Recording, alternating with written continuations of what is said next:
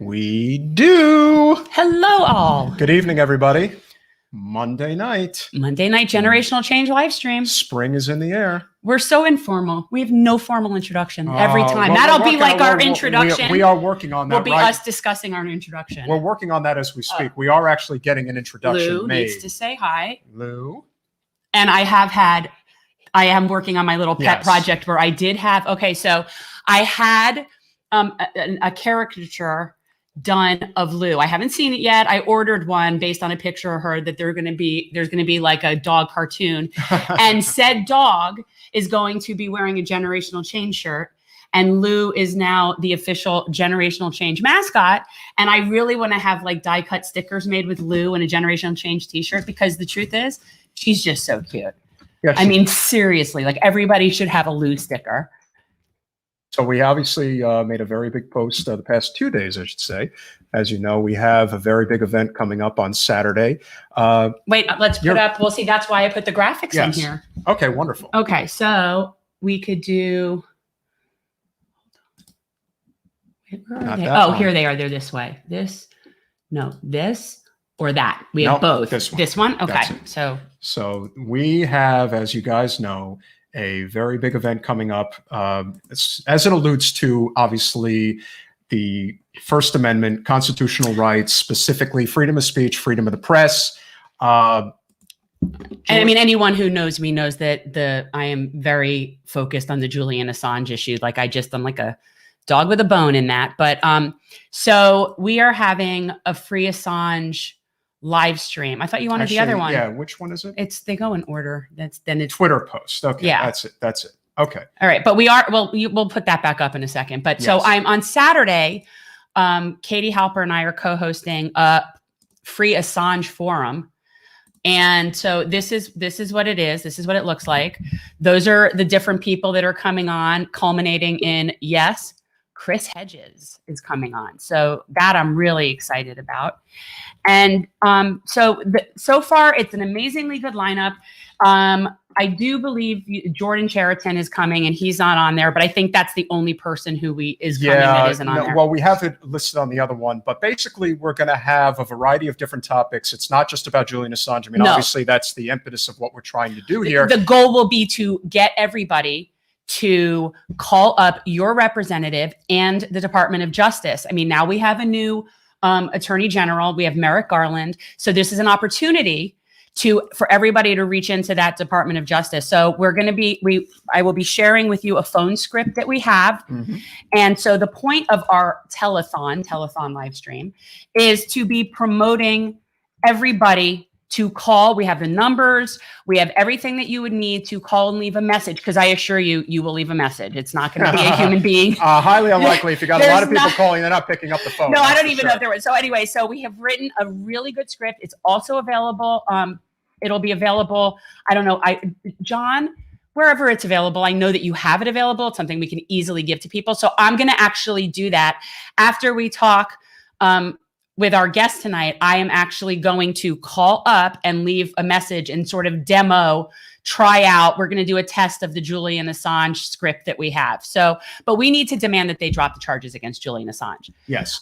It's just, this is absurd, and it's a witch hunt, and it's vindictive, and it has nothing to do on anything that is constitutional. And if it makes you feel better, there is a particular group of people who are really pissed off that we're doing this. None other than the wonderful K-Hive. The K-Hive. They are literally losing their minds over us doing this. And it's like, okay, great. Well, they made some comment that I don't have a diverse panel. And I cannot tell you how many times we've reached out to Tim Black. We've reached out. I know we sent an email to Dr. West. I know that Jamal Thomas, we'd asked him if he could come. I mean, the truth is, everybody we reached out to, we invited everybody. Like, this wasn't where I said, I want this person or this person. Anybody that's in our contact list on Media Left. Correct. I mean, I think we reached out to everybody. And so we want to show you guys, before we bring in the lovely Margaret Kimberley, who is the writer of Prejudential. And here's what I bought. Then this is where I brought like visual aids. Oh, that's always good. I know, but everybody knows I kind of cheat in Kindle now. But so I downloaded mine. You got to get that a little closer to the camera. I'm sorry. There you go. This is what the cover of the book looks like on my Kindle. So you guys can see and I actually prefer paper, but lately I feel like I'm having to go faster than I'm willing to run to the bookstore. So this is just saving what's happening. trees. And I will admit to Ms. Kimberly that I cheated because I get a lot of Audible credits, and I really actually like Audibles when it's nonfiction and when it's the person who wrote the book. Then I just feel like I'm having a lecture. So it's not weird. Like I wouldn't like it for fiction. It would be weird to me. But for this, it was great. And so I got the Audible and I started with that last night. And so I don't know that I'm actually going to do I don't know. I'm somewhere between an Audible and a Kindle.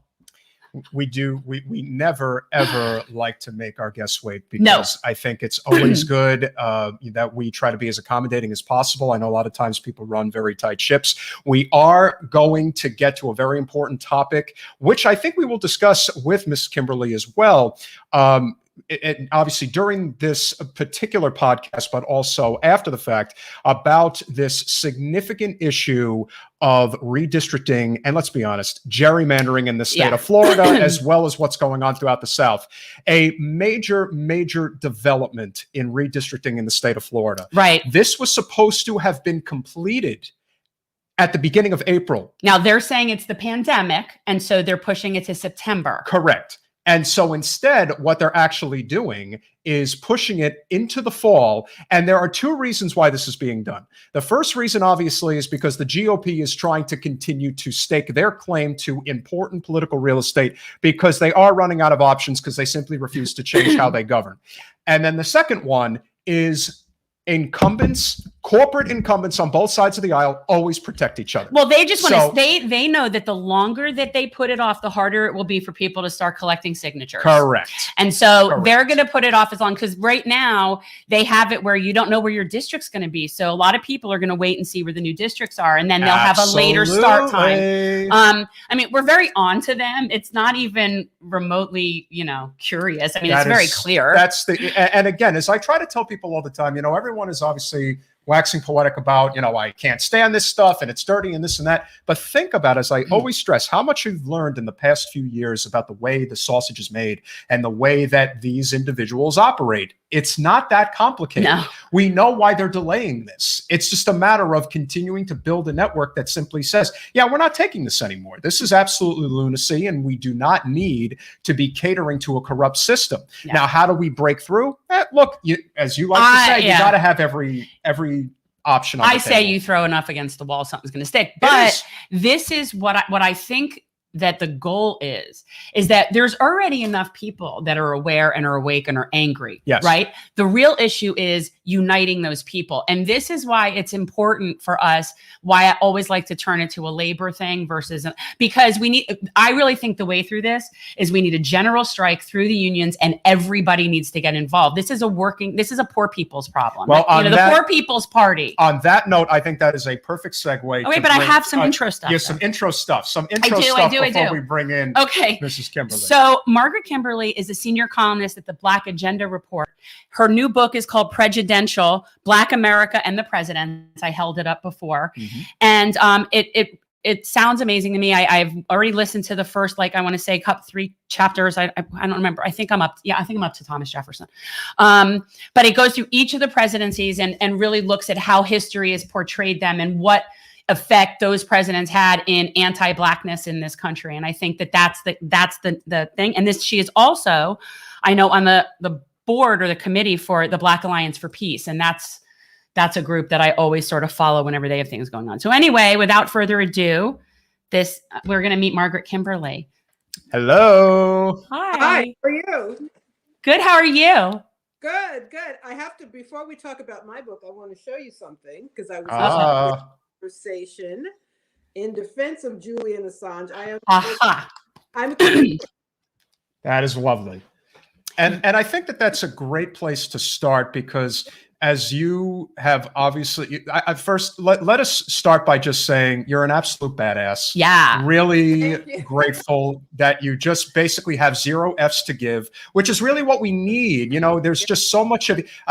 When you hear, especially the liberals talk about, decorum, it's so important. You have to make us feel good. Yeah, but we're starving and we're dying, and we don't exactly have time for that right now. Yeah. So I don't think that people really understand just how powerful of an influence the corporate media really is, and how it, you know, as Noam Chomsky says, they are, you know, it's manufacturing consent, and they're still doing it today. And it's probably as bad as it's ever been now, because we do have technology, we have ability to communicate with one another.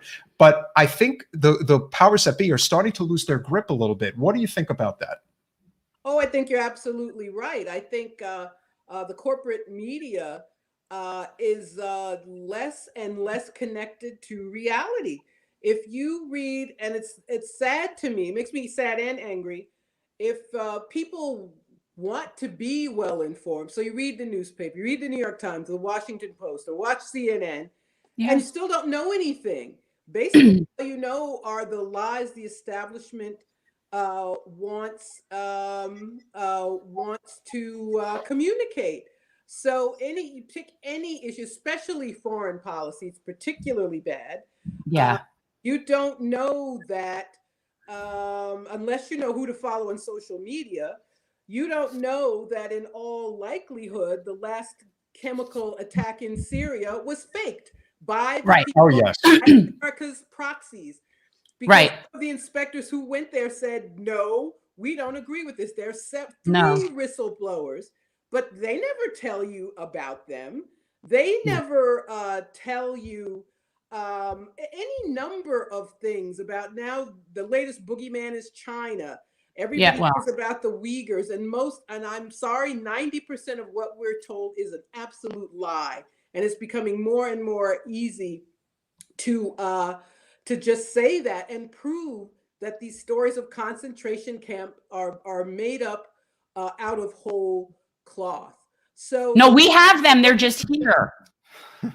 They're just here. We have people that are coming here in them. Yeah, we have yes, we do. We have an immigration, a privately operated immigration detention system. Oh yeah. 2 million Americans. We're the ones with the camps. And Margaret, how about that? I mean, you know, Trump this, Trump that, and everything that his presidency was doing. And they don't ever claim that about Obama doing it. Now the kids in cages has accelerated to such a level because they're not paying attention to it anymore. But yet they're praising Biden. And I know you spoke about that. It's like the media propaganda pushing Biden is been so distorted. Would you talk about that? Sure. Because well, speaking of immigration, by the way, Obama was the deporter in chief. He deported, despite Trump's rhetoric about building a wall and making Mexico pay for it and blah, blah, blah. Obama is the one who deported more people during his first term in office than Trump ever did. But Wednesday, my Black Agenda Report column is about it's about this pro-Biden propaganda. We keep being told that the child poverty rate is going to be cut in half with this stimulus bill, and that's just not true. It could be cut in half if the minimum wage were raised and if these various programs all became permanent and were strengthened.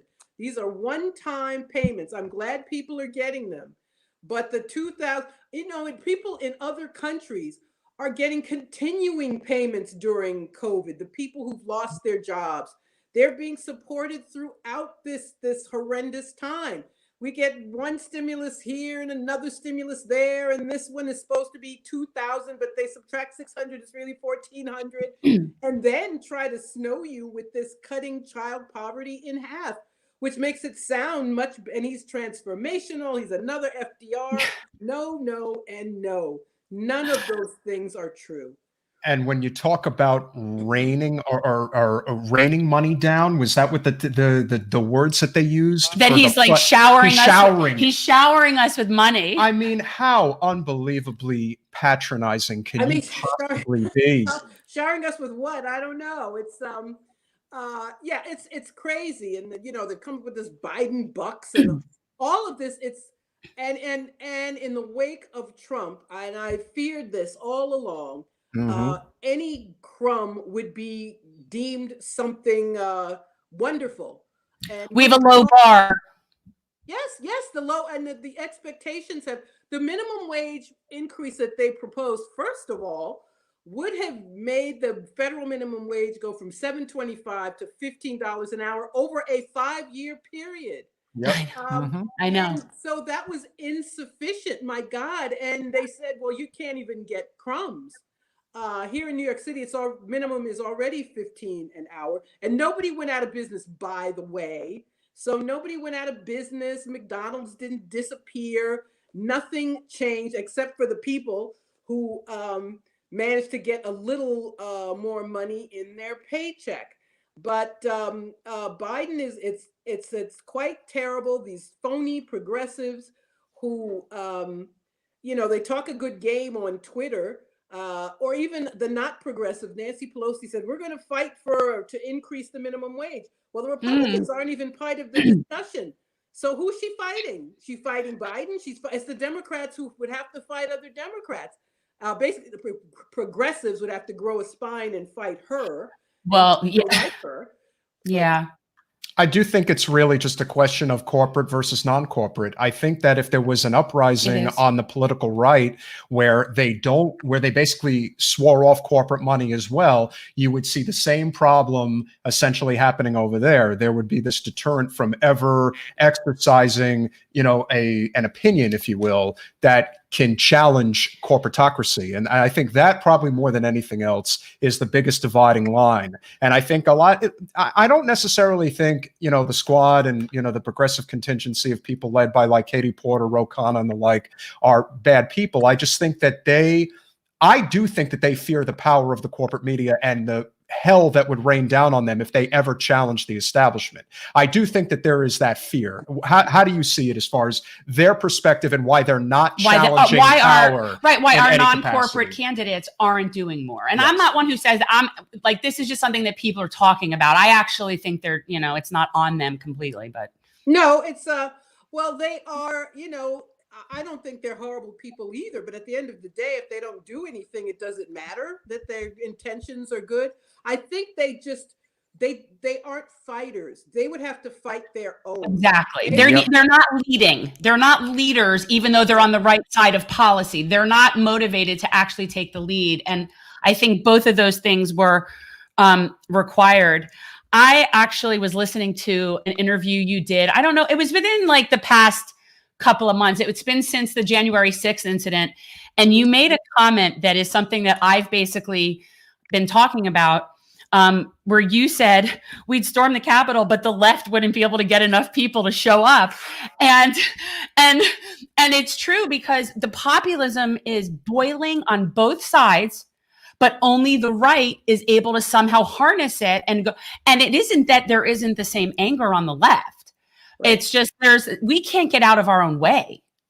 Well, we saw some of it last summer after George Floyd was murdered, and the millions, I'm not exaggerating to say millions of people took part in demonstrations all over the country. So we see that there is this desire to mobilize. I think electoral politics sucks a lot of air out of the room, frankly. And everyone was told, just focus on getting rid of Trump, just focus on getting rid of Biden. And there aren't too many people who can disconnect themselves from that narrative. But now, especially that there is a Democrat in office, I think all the mobilization on the left is on social media. And I don't think that we could get that. Think of all the issues that we have to demonstrate about, the minimum wage, exactly, foreign policy, the forever wars, the military budget, which literally keeps us from having any nice things. Excuse me, Julian Assange, Biden doing his foreign policy, basically doing everything that Trump did. I could go on and on.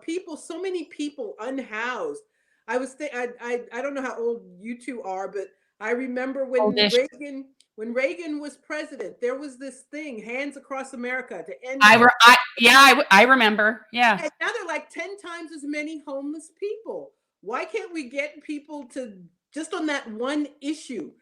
But we don't have the right direction. We're not organized well enough. I don't think we should see last summer as a failure, but I think it's something we can learn from. And there are very few of us who are willing to go after Democrats. And having a Democrat in office really does take away a lot of our energy. But Lyndon Johnson was a Democrat. People demonstrated against him.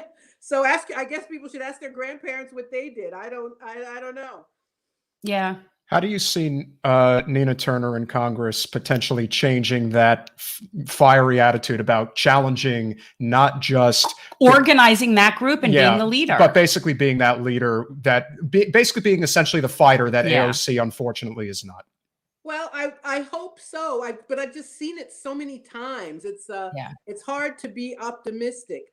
I think the progressives I think they would do more if it were easy, but it's not going to be easy. The Democratic Party leadership are conservative people, and they are not going to step aside. We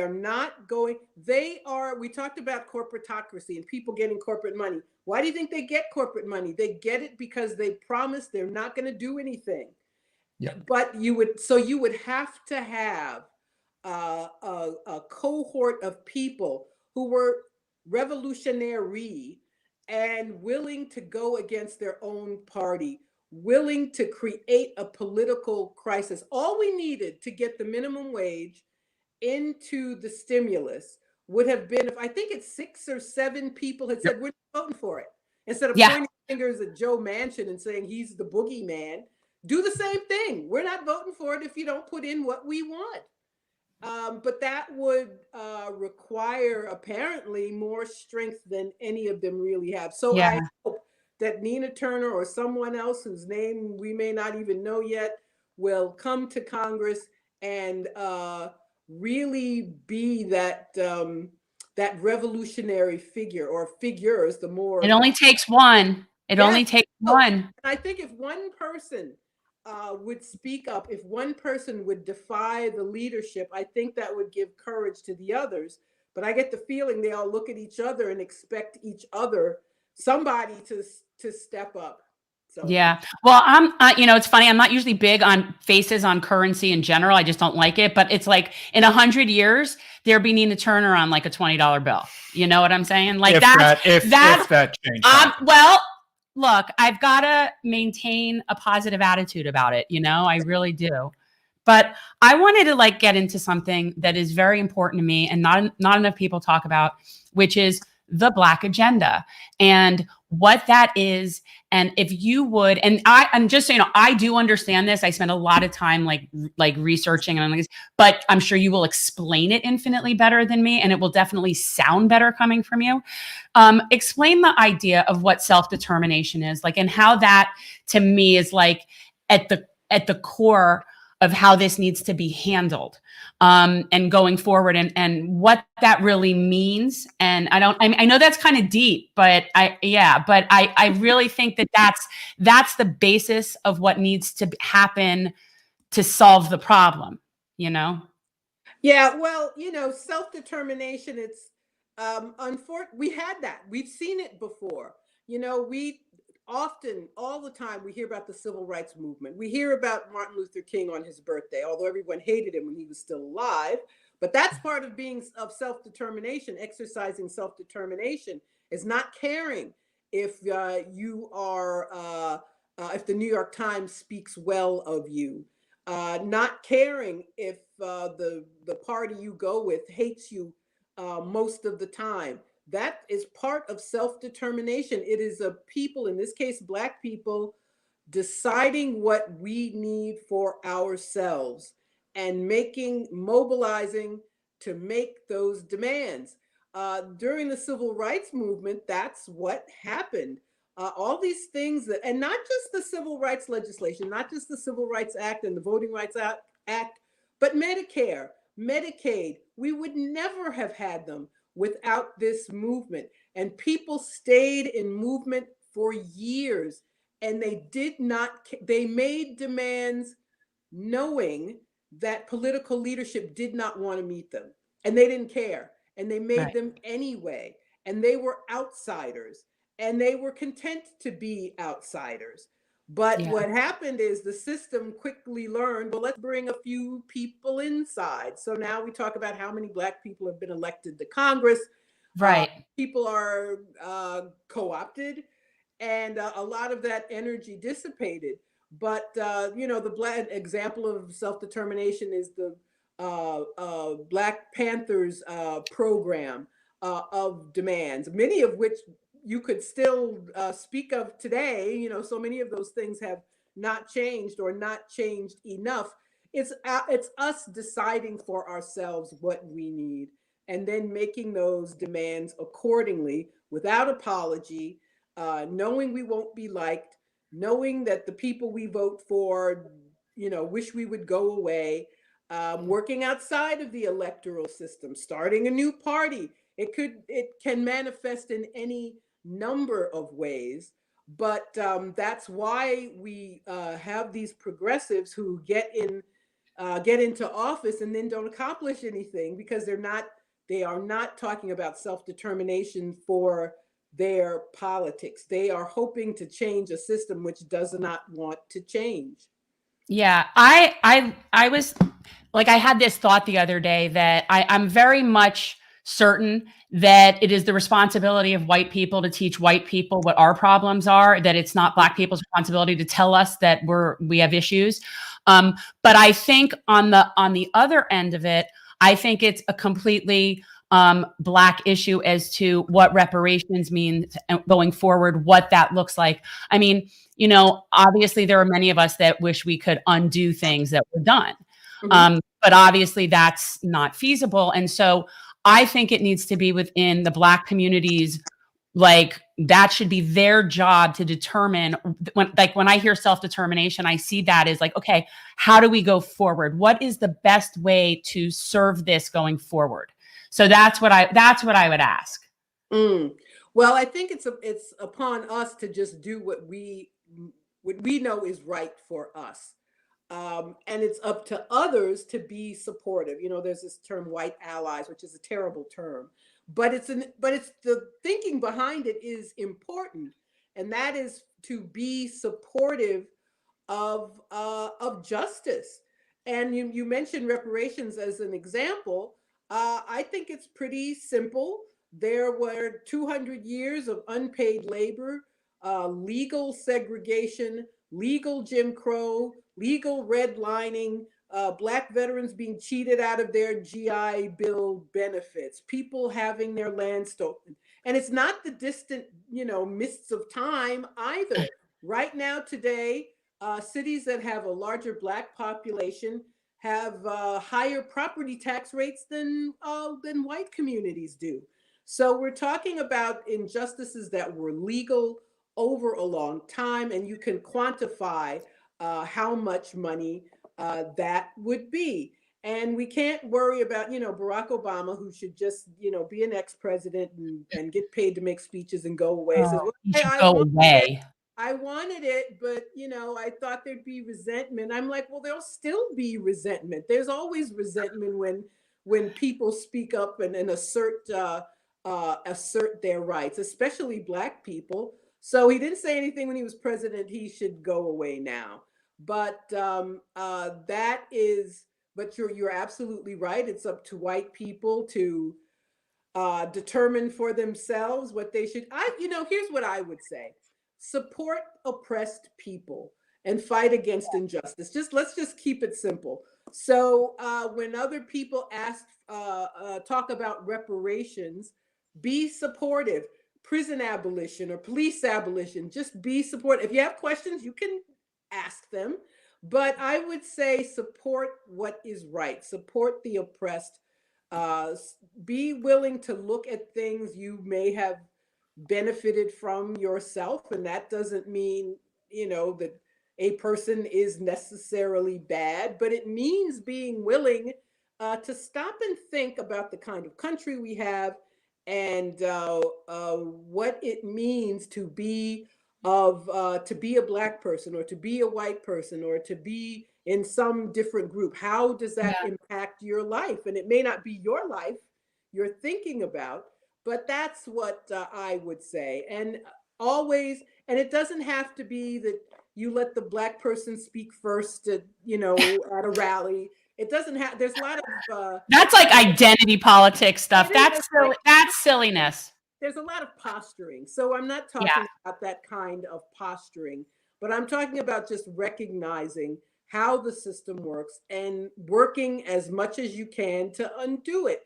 And I think another responsibility white people have is that white people will be listened to sometimes. So if it would be good if white people said, yes, reparations is something that is just, it's something that is owed by international law. I mean, I don't want to go off on a tangent too much, but no, it's good. Nations calls for, there is precedent for oppressed groups getting repair for harm done to them. Yes, that the whole right. And to me, I really don't believe that we can go forward without handling this situation. And I think that over time, it's just going to get worse and worse and worse if we do not address this. It's glaring. Mm-hmm. And so I actually really liked Marianne Williamson's plan or ideas for reparations. I thought they were, I don't know if you're familiar with it. It was really interesting. Yeah. It was like, there was like a 30-person bureau made up of people that are descendants, and like it was just really cool. And an endowment and this, I know, it was above my pay grade economically, but it was good. It was the best thing I saw. And I think that that's the key thing, is that we need to, I say, sort of lend privilege is what the Lakota Sioux say. They say you lend your privilege. And so I always think of, that's key. And then the other sort of my hippie thing is I say, okay, I'm just going to hold space and sort of just be whatever you need me to be, And so I think that's what you were saying. Yeah, well, but there's one other thing that I did not mention on the issue of reparations and others as well. Black people have to have a consensus. And unfortunately, there has not been a consensus in the group about what it should look like. There are differing opinions. But that can be something that you can have some sort of voting on, but it needs to be handled within the Black community. I mean, but that lack of consensus creates bigger problems, because we can't even express what it is we want to the rest of the world if there's this reparation plan and that reparation plan and this, and someone else has something else to say. So I think it's incumbent upon us first to reach some sort of a group consensus about what it is we're talking about, and then we can have a better conversation about reparations and about many other things as well. We're speaking with Margaret Kimberley, who is of the Black Agenda Report. Highly recommend you check it out, as well as the author of the book. I don't want to say Prejudential. it wrong. Prejudential. Oh, look, she's got it. Look, yes. That's so nice. Thank you. My Kindle copy sucks. Yeah. Prejudential, Black America and the Presidents. And you would really love this, by the way, because he's a total history person. Yes. And always loves to talk presidents. And I'm gonna let you kind of get into that, because I know that's kind of like your thing. But before we get started, please, I haven't gotten all the way in, but I'm scared to know about Carter, because I feel like Carter. Oh, dear. I know that's the only one, and I'm gonna have you level with me before this is over. Margaret, can you please let everybody know that the last president who actually gave a damn about changing this country for the better took a bullet in his head? That's the last person we ever had. And even he had to be pushed to do the little. He sure did. Noticing my name on the chalkboard behind you. That is so adorable. I love that. Thank you. And your name is long. I don't normally go longer than 8 letters. I'm very pleased with myself. Yes, thank you. Thank you so much. But here's the deal with Jimmy Carter. I'm very sorry. Okay, because I'm ready to take it. Like, I can take it like a big girl, but it's going to be like when I found the Disney topiaries weren't real. So I'm gonna go with it. But okay, all right, tell me.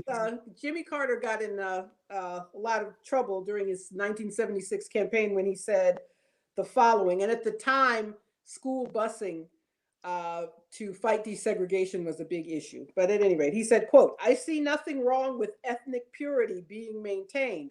I would not force racial integration of a neighborhood by government action," unquote. Now, this is, but he's not the only one who said things like that. So did Joe Biden. Oh, okay, but I already dislike those people. Like Carter was sort of my last, in my mind, the last safe space of like not as horrible as others. And I still will maintain he probably is not as horrible as others. But I knew it. I knew I would find this. He was a conservative Democrat. He was, I mean, at the time, it was supposed to be about the New South, meaning, post desegregation and so forth. But he was a very conservative man. Yeah. And that is, one of my points in the book is that these racist tropes are repeated over and over again by presidents because they do get political support. Nobody suffers from being a racist, especially anti-Black racism. So yeah. Jimmy Carter he said something else about alien groups. The government ought to take as a major purpose the intrusion of alien groups into a neighborhood, simply to establish their intrusion. He watered things down. At the time, there was the Congressional Black Caucus, which at the time was far more left than it is. I was going to say, they supported Ellie Dangle over Jamal Bowman last year. So, Yes, they always are going to support other incumbents. At the time, it was the Humphrey Hawkins bill, Hubert Humphrey and Augustus Hawkins, full employment. Basically, it meant that the federal government would step up and provide employment, make sure that everyone. Job guarantee. Yeah. And Jimmy Carter, having a Democrat in office, he watered it down. It became nothing but goals. Nothing came of it. So he, I'm sorry, I guess now he's building houses for a habitat. I was going to say post-presidency, he's still definitely, post-presidency, I'd still say he's the best. I think he's definitely yes, he did. He's criticized Israel. He builds houses for homeless people, and he doesn't give speeches and get paid $500,000. So yes. There you go. But, okay. But we have a system. It's foundational. 10 of the first 12 presidents were slaveholders, and that tells you that it was not incidental, that at that time, that was the route to wealth. It was the route to political prominence. There are these few bright, shining moments of Reconstruction, but the North didn't have the guts to keep fighting the South and defend Black people. And again, after the civil rights movement of the 1960s, early 70s, same thing. And in fact, there was a polar shift, literally. The Democrats were the party of the segregated South, and Republicans were the party of Lincoln. And many Black people were Republicans into the 50s. But the civil rights movement changed all that. Now the Republicans are most white people still vote. The last Democrat to get a majority of white votes was Lyndon Johnson in 1964. We are, of course, speaking with Margaret Kimberley, of the Black Agenda Report, author of Prejudential, The Black America and the Presidents. Very important. Highly recommend you check it out. Before we dive headfirst into, obviously, the very important parts of the book, I think it's important that people understand a couple of key talking points. I do think that you have certain people in media in particular who are using what I would call they're playing on people's sympathies, if you will. And that could be done on both sides. Two people in particular that come to mind for me would be Joyanne Reed on the left and Candace Owens on the right. And I'm curious as to your perspective as to. She looks like she's going to retch. Yeah, well, but they. I feel like retching, and I'm just, I need a sip of water. Go ahead. Yeah, and then well, naturally, you have these two. Here's the best way that I can describe this from my perspective. I think that there is always this deeply rooted concern in corporate media of what do the white suburbanites think about X, Y, and Z. It's really what they give a damn about, and that, in a sense, is what gets put out there on MSNBC, CNN, and Fox News. So anytime you're thinking about the message that's being conveyed, I always look at it this way. If the voices on the left that are being amplified to basically talk about the Black agenda are people like Joyanne Reed and Bakari Sellers, instead of Nina Turner and Dr. Cornel West, I think that in itself speaks volumes as to where things are. And then, of course, when you look at somebody like a Candace Owens, I try not to. it's just, she's a lot more transparent in the fact that what she's horrible. doing is a grift. I think it's She's pretty just obvious horrible. to people.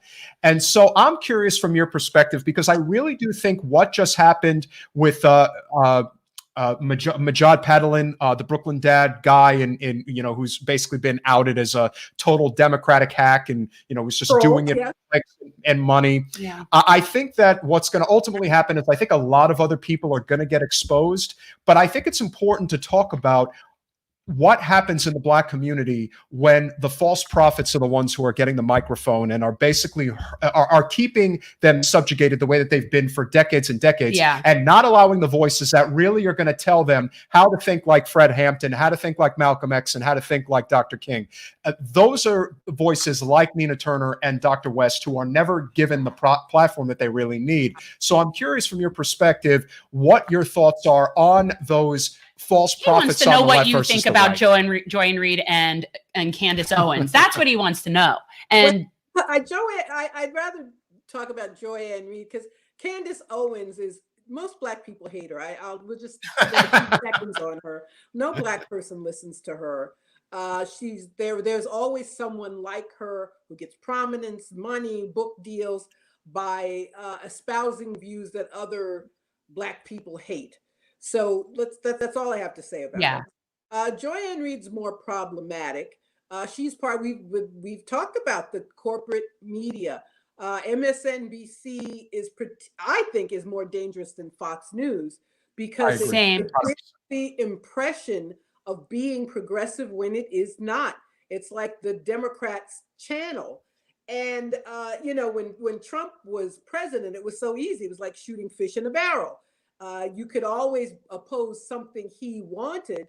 But speaking of Julian Assange, you should look for this video of Joanne Reed and Melissa Harris Perry on MSNBC. And it was, it wasn't Assange, it was Edward Snowden. And around that time, they went, Melissa Harris Perry talked about how Snowden should turn himself in. And they both interviewed, what is his name? The gentleman from Iceland. I can see his face. WikiLeaks. Sigurdsson. What is the man's name? Anyway, none of us can remember. Sakarzian or something like that, I think. What is the WikiLeaks man? This is terrible. Whoever's watching right now, if you know the WikiLeaks guy from Scandinavia, definitely put it in the chat. That would be great. They interviewed him, and it was quite awful. So their allegiance is to the Democratic Party elites, to neoliberalism, to imperialism. So when you have these, that's the danger of people like Trump being given any prominence. They're the perfect foil. So you can rail against Trump. How hard is that? But at the same time, oppose foreign policy that helps other nations, impose policies of peace, not speak up about the forever wars, not speak up about the military spending is 60% of the discretionary budget in this country. It's why we don't have nice things. It really is. You can talk about infrastructure, healthcare, education. You cannot have it if you spend that much money on the military. But that's the kind of thing that Comcast will not let Joanne Reed or anybody else talk about. Yeah. And I think that that's a great point, because it's not getting enough airtime right now, but I'm sure you're aware of all the farmland that Bill Gates is buying up. I think it's important that— And are you talking about here, or are you talking in Africa? Well, it's all over the world, quite frankly. I mean, when you think about it, the biggest reason why, we have the military reach that we have is all about controlling natural resources all over the planet. I mean, that's what this is about. That's what it's always been about. And it's not about, making sure that this country has the resources that it needs as a nation so that people can live a comfortable life at the expense of people around the world. That would be horrific if that were the case. But in the reality that we live in, it's all about the oligarchs and making sure that they have. It's like they're playing a game of Risk. That's what this is. It's one big game of Risk. It is. It's. I wanted to ask you. Oh, I'm sorry. Go ahead. Yes, I was trying to find the WikiLeaks man's name, and that's making me crazy. No, I was just going to ask you. I mean, this is something that I've said for years, which is it's interesting to me that people don't recognize the connection between violence abroad and violence here. And I've said this for years. You cannot expect to not have the level of gun violence and the level of stuff that we have in this country when we're such a violent nation. Like it's just those things are completely disconnected. Obviously, people in this country do not get enough information about exactly how violent we are across the world. I mean, that's a huge part of it, is that people don't even know what's going on and what we do as an imperialist force. And that to me is so strongly correlated to police brutality here. I just, this complete imperialist, militaristic thing, it's across the board. And I know you have thoughts on that and how those things are connected as well. Yes. Man is named Kristen Hrafnsson, Hrafnsson. I'm sure I mispronounced it, but now I feel better. I got it out of my system. Kristen Hrafnsson from WikiLeaks. Anyway, so yes, violence. You know, people think, a lot of progressives make a mistake in thinking that, for example, Bernie Sanders, well, you know, he espouses some imperialist policies, but what are you going to do? He's saying the right things about this country, but you're not going to have injustice abroad and have justice here. It's an impossibility. Yes. You cannot have a system that's going to be fair here, but unfair to the rest of the world. We've talked about the amount of money spent, 800 US and NATO military bases all over the world. The US military is the biggest polluter on the planet. By far. You can't have, and then they, inevitably, they literally bring it home with militarized policing. This 1033 program, this Defense Department program that brings military equipment to police departments. All little podunks have armored vehicles. You know, all they have is one town drunk, and they've got armored vehicles. Why? Yep. But that is what we get when we allow militarism to run our political lives, and that's something that we organized against a lot. Black Alliance for Peace, blackallianceforpeace.com. Sign our petitions about Afghanistan, for example. Yes. Trump, for reasons I'm sure are not noble, was working on a peace deal to draw down at least some of the soldiers. Black Alliance for Peace. Yes, still in Afghanistan. So sign our petitions about Afghanistan, about Haiti. There's huge protests in Haiti. They never make the news here, but that's because there's a U.S. puppet in power, and the U.S. wants him to stay, even though according to their own laws, he should have stepped down already. So these are the kinds of things. The U.S. can't impose sanctions against Venezuela, Syria, Iran, Cuba, Nicaragua. I'm sure I'm leaving countries out, which deprive those countries of money, which punish any country that want to defy the United States. So people who live in Iran can't get cancer treatment. People in Venezuela, they can't sell their own oil. People are going hungry. People are going without medicine. You cannot allow those things to happen and expect to have a good country here. If the U.S. feels it can be an occupier all over the world, then the police here feel they can be an occupier in every city and town. Margaret, can you just check your audio and see if it might be able to go up just a little bit? We're hearing that it's a little uneven, so we want to make sure we're. Does it help if I just sit closer? Yeah. iPad. I've had a computer problem. I'll just talk louder. No, when you move closer, it was better. No, I mean it's better. You sound great. That's why she's through an iPad. That's why, people. That's why. I had a computer issue, so this is this is what I had. So I'll sit closer. I'll speak up. No, that's good. That's good. Okay. I do think that we talk a lot about the. I really do think that a lot of the prejudicial issues that we deal with in this country are meant to divide us, because I think a lot of people are starting to catch on as to who's really screwing them, quite frankly. Mhm. And it's just, I think, a matter of time before people really start to figure it out in droves. And once that happens, I do think that there's going to be, I don't know what it's going to be like in this country, because we saw what it's like in France, for example. You know, all the cars come with yellow vests. I don't think it's going to be that way in this country. In fact, I think if it does happen in this country, I think it's going to be violent. But maybe that's how it has to be. I'm not sure. I think it's very important now to talk about your book and to talk about the history of what Black America has been.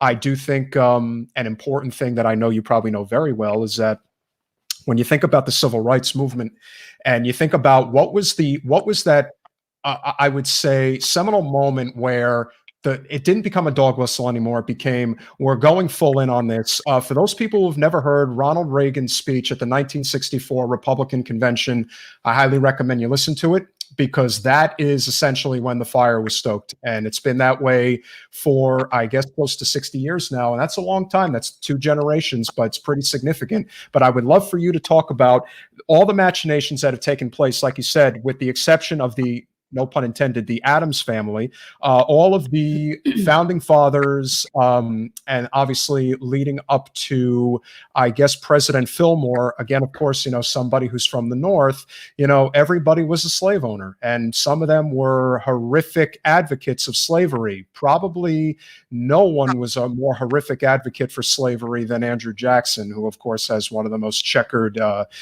presidencies in our history, because there were things he did that were good, and then of course there were things that he did were just downright crimes against humanity. There's no way of getting around it. So obviously would love for you to, you know, start from the beginning. And you know, this is a lesson. This is a lesson for all of us to really understand, you know, how we come to the present day and understanding the Black agenda.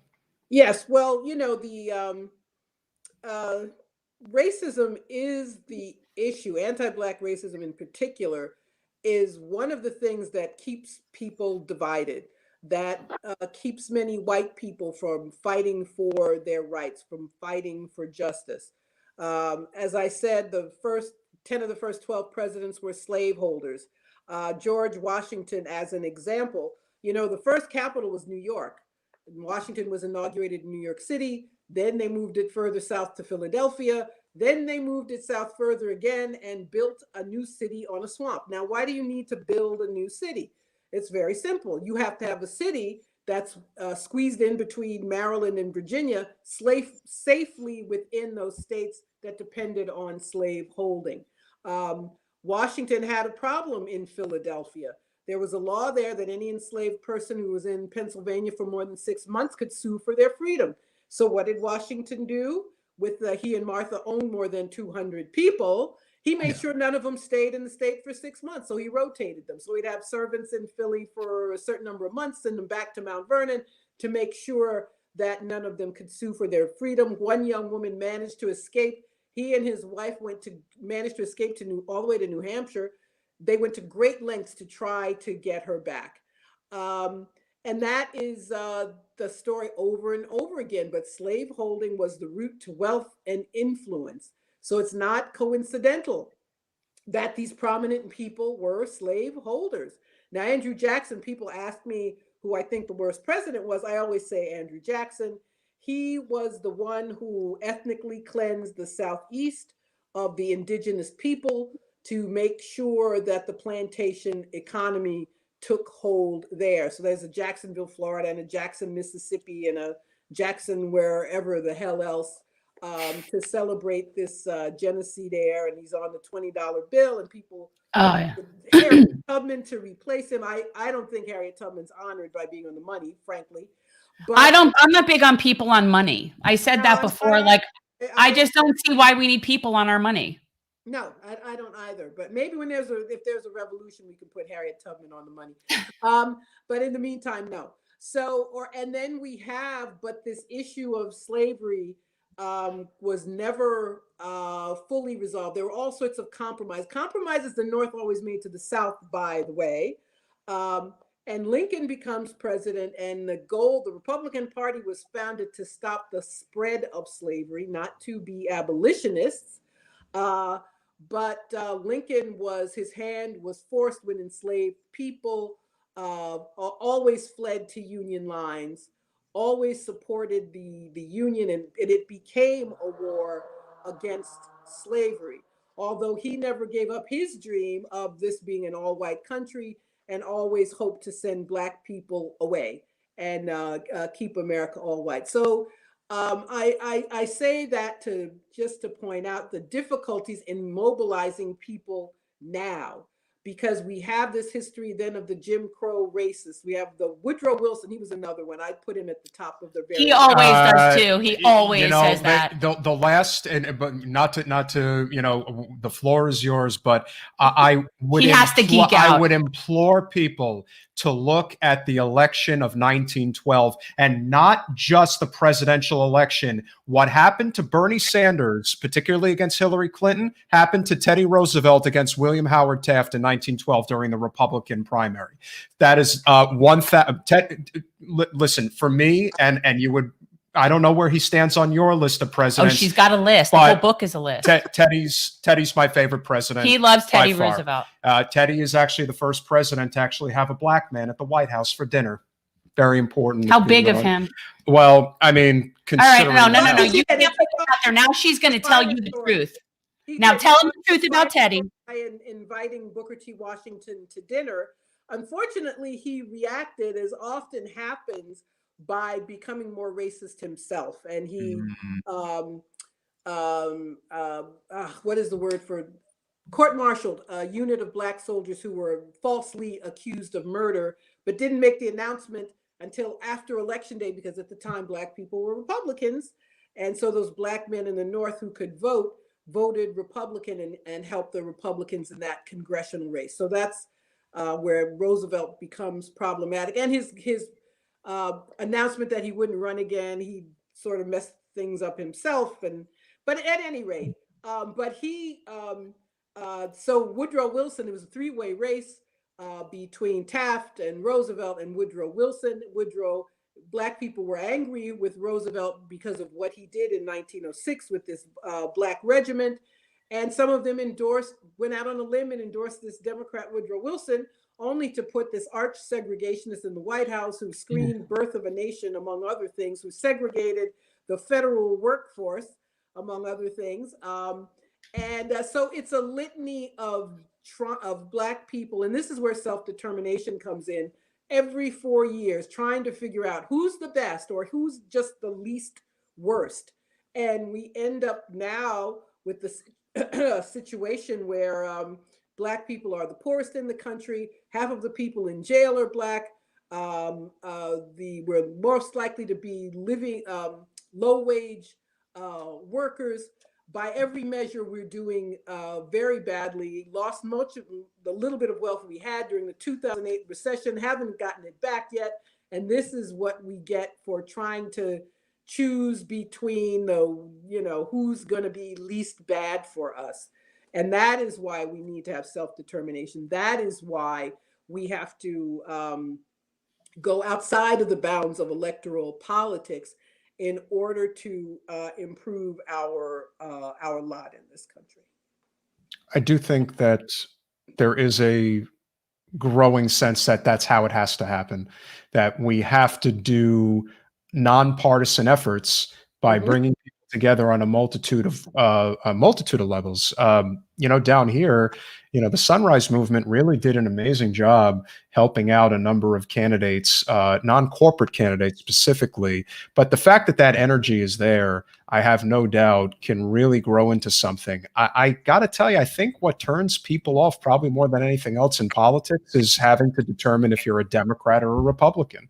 I think most people are open to conversation, as Jen, I'm sure, could share, just a wedding you went to recently. People that, you don't really agree with necessarily politically, but it's so easy to find common ground if it doesn't just get itself back to, labels. The labels, the left versus the right, the red versus the blue. But this was and this is something that that Dr. King was working on, was the Poor People's Party. And it's this, we need to come together on the economic issues. And when you do that, you have so much more power, but they keep us fighting over so many other issues like abortion or, trans people in the bathroom or whatever other nonsense.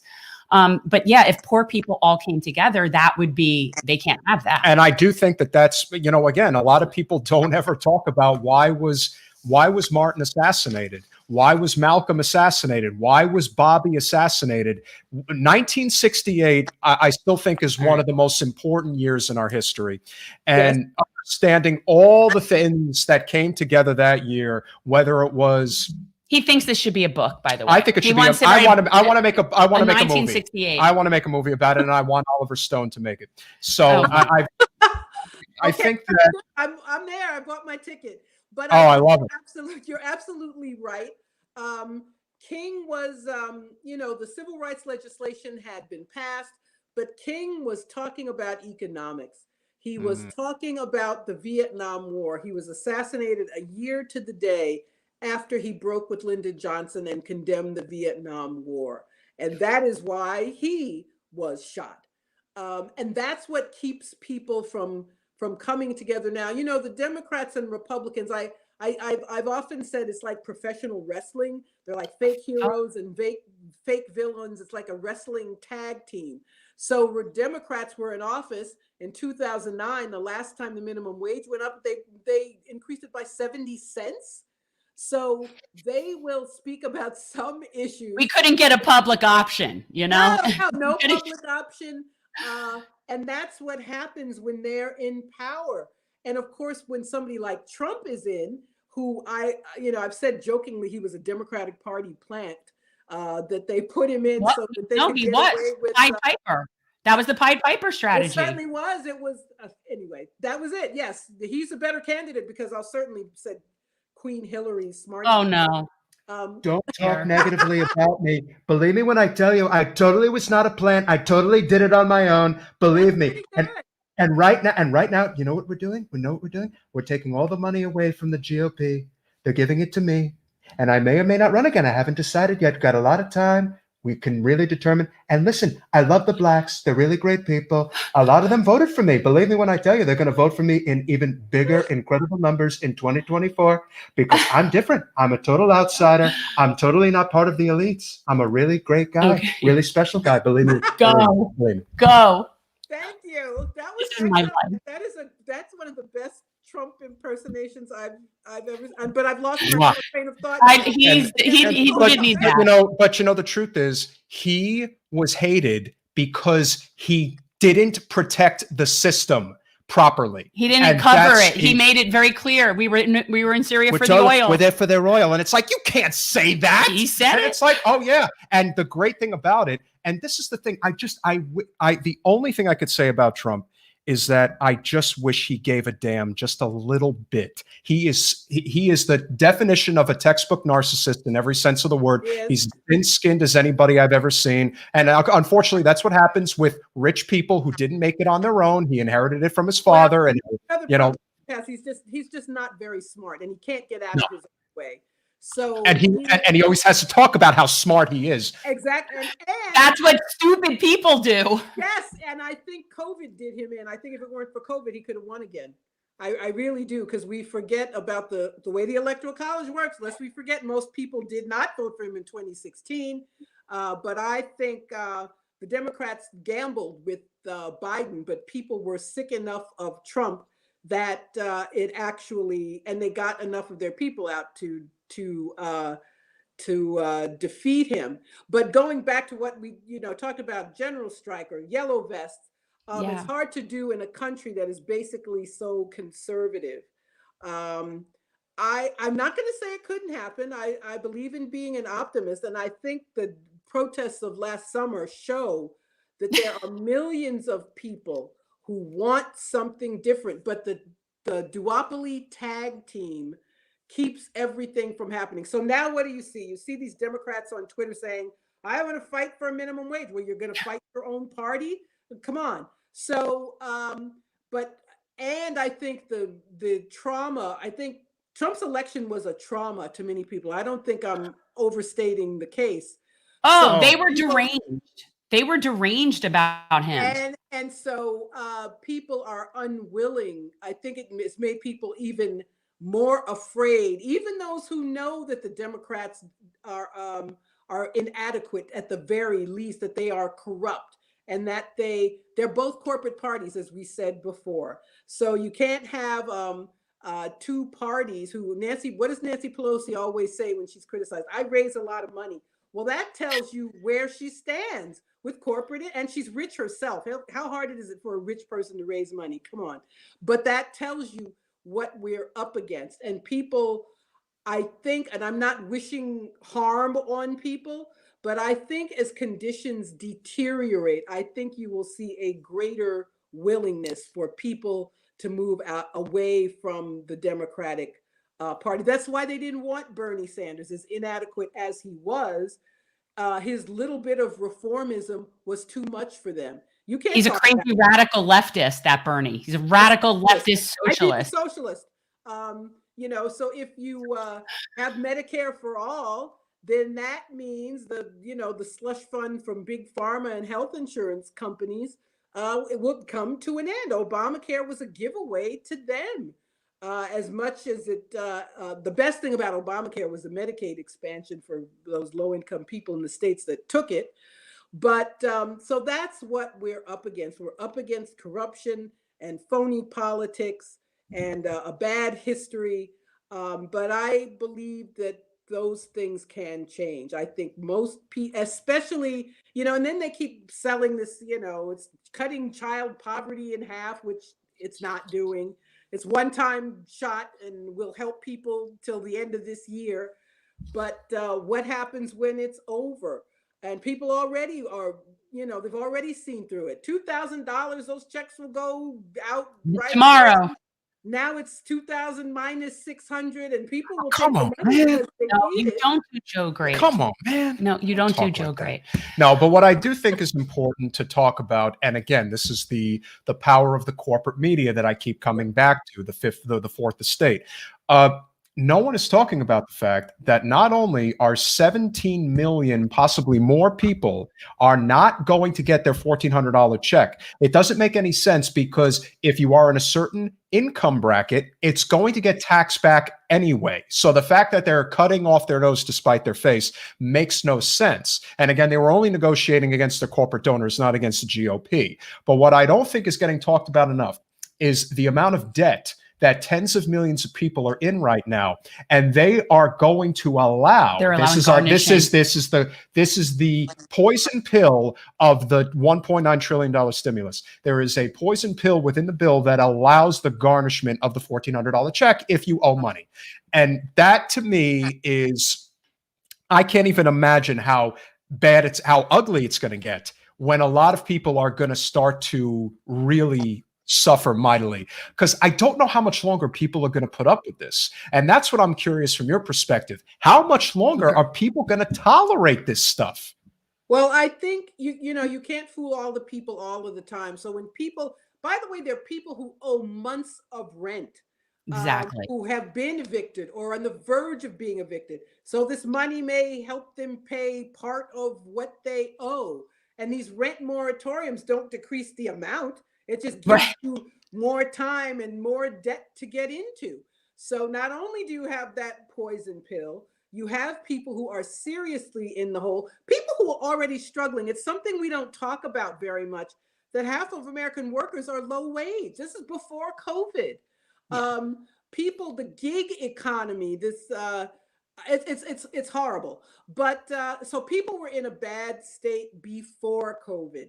And now they're in a worse condition. I think this is going to be it. I think this might do it, because Biden, he doesn't have that's why they push the propaganda so much. It's harder for him to fool people. People are asking, why didn't he give a State of the Union? Why doesn't he give a press conference? I think it's because he's not well. I said that all last year. He's been propped up since the beginning. And their goal has always been to insert Kamala Harris. That's been their goal. That's been the Clintons' goal. That's been their goal. And they're getting her in there come hell or high water. And this is the way to do it. And I think that's a great segue to to Kamala. I think that this is a very important topic to talk about because most of her support is not from the Black community. And the way that it's kind of been force-fed on people. Who is her demographic? Yeah. Who is her I'm asking you, like, who's her demographic? I think our viewers. Well, yeah, but I mean, there's definitely a group. No, there's definitely a group of Black women down here. They hate me, and they're Kamala Harris supporters. Well, and talk about what happened when she was running. She dropped out before they even got to the California primary because she was way behind. So right. she's problematic because she was a prosecutor. That makes her problematic to Black people. She put a lot of Black people in jail. Oh, yeah. She said that we can't let people out of jail because we'll lose our cheap labor. Talk about forced labor. It's right here in American prisons. So people did not like her. Being Biden's running mate helped her now. But then, of course, she's in, and then people will support her because she's one of us, you know. Well, that's the thing. That's how they had to get her in. And, sure. you know, she couldn't, I don't think she could have done it on her own. I think that she... No. But what's interesting is how much they play the identity politics card with her. And it's very frustrating to me. I remember when Sandra Day O'Connor was appointed to the Supreme Court, and I remember thinking, oh my God, there's a woman on the Supreme Court. How great. Yet no, it didn't turn out that way.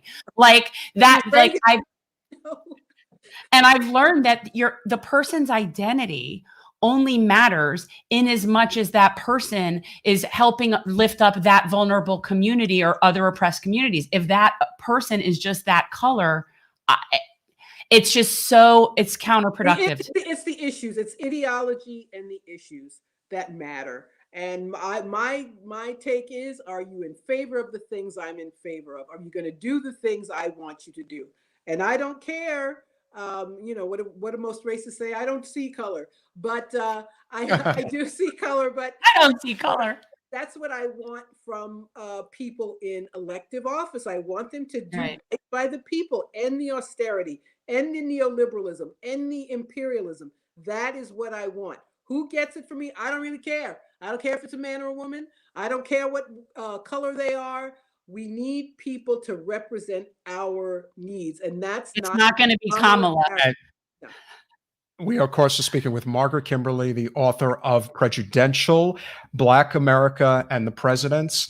I think one of the last subjects we should talk about is identity politics, and how much longer are they going to draw blood from a stone? Or are they going to be able to get away with constantly talking about, hey, the next guy to drop bombs, our Secretary of State is a Black person? It's like, at what point do they run out of ways to distract people from what's really going on?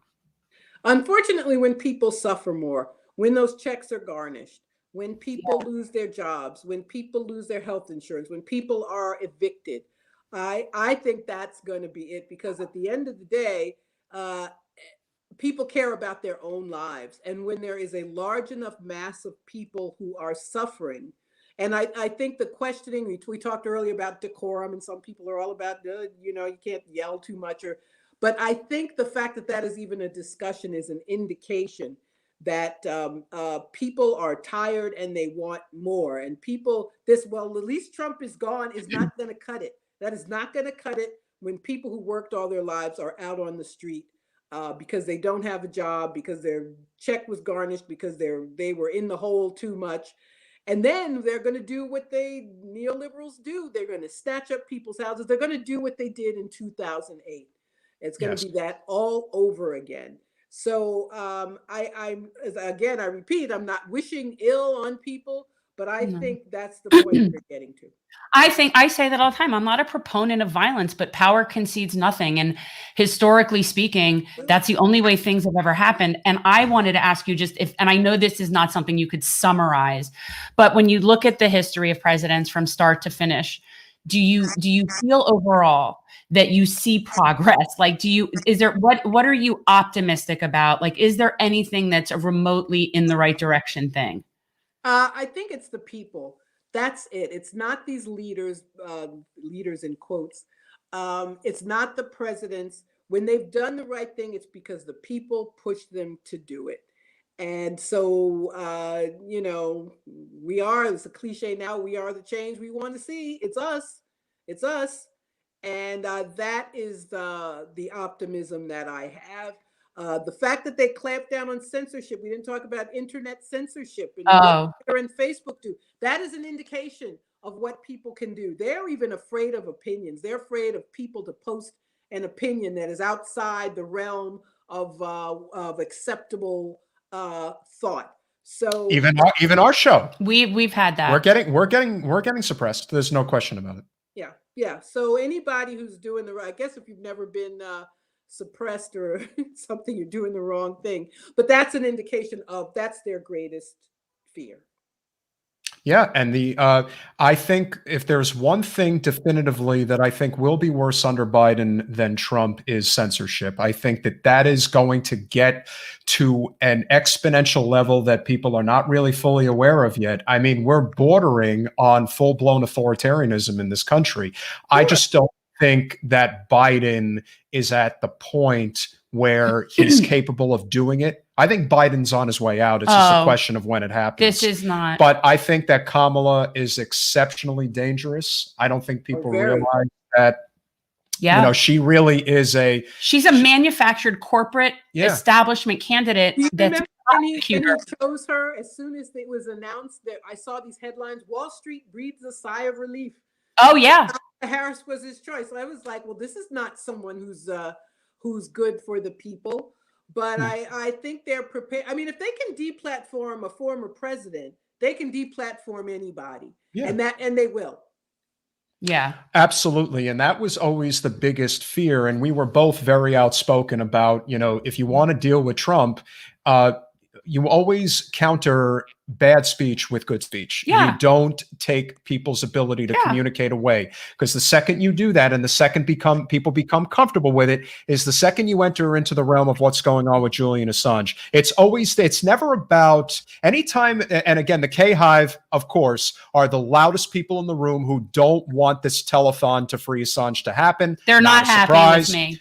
But what's most interesting is that it's never about the substance of the issue. It's never about protecting the freedom of the press and protecting free speech. It's not about your constitutional rights. It's about Julian Assange pissed me off, and I'm willing to give up my rights just to feel better about myself. Well, I didn't even agree with that. That's why they smeared him. That's why he was, most people probably don't know, he was never charged with rape in Sweden. The Swedes dropped the charges right away. People don't know that. People don't know he's in prison because of the Iraq war videos, not because of this alleged hacking of the DNC and giving it to the Russians, which that's why that's another whole show, Russiagate, the Russiagate fraud. Oh, we certainly hope you will come back. Oh, yeah, again. No, you're going to have to come back. But I mean, Julian Assange is a huge issue to me. It's been a huge issue to me. I have a background in journalism. I cannot stress it enough that us prosecuting Julian Assange is the end of the First Amendment. And I've various constitutional issues with how can he be charged under the Espionage Act when he's not a citizen. And I've got a lot of questions. But so my goal is to get as many people to flood Merrick Garland's office as possible with phone calls, emails, whatever, just use the platform as best as I can to get it out there, because I don't know what else to do for Julian Assange. And this has been plaguing me for like 10 years. Yeah, we're all, I think that the biggest problem we have, Margaret, on the left, and I'm talking about the economic progressive left, not the woke left, because I don't consider that left. What I do think is important is understanding that you have to check your ego at the door. Most people do not want to do that. The left is very, very poor at coalition building. That's why. That is a very big part of the problem. People want to be seen. They want attention. They want money, just like anybody else. Because again, when you are willing to sell out, you don't have to align with anybody. You're just part of the establishment. You're willing to do what you have to do in order to make money. But when you actually want to challenge the establishment, you must check your ego. If you don't do it, we will never succeed. Well, what you're talking about is whether people are really left or not. Yeah, not me, us is only going to be applicable to people who understand the importance of the collective. Yeah. Like a lot of people take this label on, and some of them are just Democrats. I'm like, wait a minute, that doesn't make you a leftist. It's where do you stand on the issues? And how important is it for you to build this mobilization and this organizing? That determines it, not what the claims of that people make. So you're absolutely right. I wish that the left was as left as the right says we are. Like, I wish that Biden was the socialist that Fox News thinks he is. Like when they say that, like it's a bad thing. I'm like, yes, that's what we want. If only. If only that were true. I mean, but this is the guy that cooked up this story of a parliamentarian who. Parliamentarian. That should have been the last straw. That should have been the last straw. It's like, okay, now even a 5-year-old. I laugh because it's just so absurd. I have one question though. I have one question. Okay. Who's behind you up there on Miles your shelf? Davis. Is it Miles Davis? No, I'm wrong. Oh. It's Louis Armstrong. Louis Armstrong. Oh, I'm sorry. That's why you. What are you? I think it's interesting. Well, you see the trumpet. Now, Brenda. Well, here's the thing: is I did see a trumpet, but I wasn't sure if the trumpet's in the picture or if you had a trumpet sitting in front of the picture. And then I wasn't sure, and I also really can't see that well. Well, yeah, but that's been with me since law school. But I'm always curious. Yes, it's Louis Armstrong. I love your Thurgood Marshall picture. Oh, I always say, I know it's young Thurgood because old Thurgood got a little hefty. Like young Thurgood, look at how cute. Like young Thurgood was like this here, don't we? Total, yeah, we do. But I mean, that's like badass, awesome, svelte, dressed dapper. That's dapper. We certainly don't have a Supreme Court like the one that he was on. That's for sure. Yeah, we're seeing justices like Amy Coney Island and Brett Kavanaugh. Neither of them have ever tried a case. I'm always like, this man tried 32 cases before the Supreme Court and won all but like 2 of them, I think 2 or 3 of them. And we have people now that have never tried a case sitting on the Supreme, we have fallen so far. Well, that's why as you know, that's why they call it a kangaroo court, because that's essentially what it is now. It's pathetic. And just pull the veil down at this point. Pulling it down actually makes it easier for people to say, well, you got to make a choice. Either you want to live in an authoritarian state or you're going to fight back. You have to make a choice because this is really getting bad now. This is getting to the point where as you like to say, you can't build the moats wide enough. You just the guillotines are going up. But you see the perfect thing. See how his head is like on my shoulder? Like it's sort of like, and sometimes I have this sort of like, what would Thurgood think? Like what would, and so it's like that. There's a Thurgood Marshall anecdote in the book. Oh, really? Okay, I'm going to get to that point. I have to get into I got to get to the 50s. Spoiler, or you want to get to it yourself? No, you can tell me. Share. Okay, so Thurgood Marshall told this story in his autobiography. He went to the Attorney General, Francis Biddle, to seek his help in the case of a Black man accused of murdering a white sheriff in Virginia. Biddle called the president with the intention of discussing the matter and asked Marshall to listen to the conversation on another phone. He was stunned to hear Roosevelt say, quote, "I warn you not to call me again about any of Eleanor's N-words. Call me one more time and you are fired," unquote.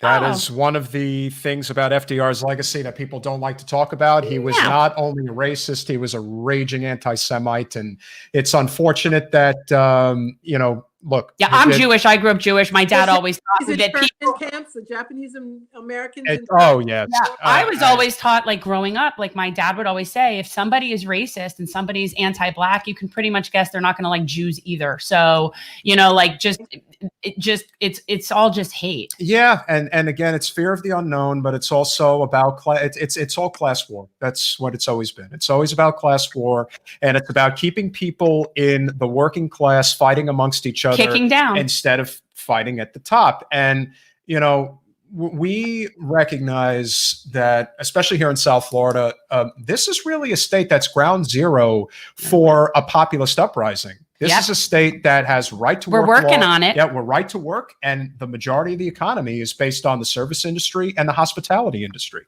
And so I want to create a labor insurgency. Yeah. When you bridge all those things together, and the fact that the Democrats only have a real foothold in about 7 or 8 counties out of 67 in the entire state of Florida, it's not, I tell people all the time, as much as you think that the one side is against the other side. No, these two work in conjunction with each other. The Democratic Party is a feckless party in the state of Florida. They're feckless nationally. And it's done on purpose. It really is. But if we, like you said, outside of electoral politics, start to build a movement that is nonpartisan, built exclusively on the bread and butter issues that matter most to us, living wage, ending the wars, criminal justice reform, Medicare for all, protecting the environment, and so on, most people agree on these core issues. They do. And it's amazing how much progressives and libertarians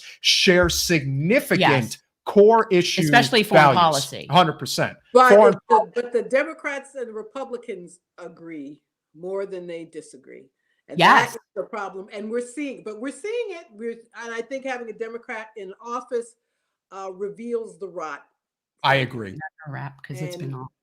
We're going to see it.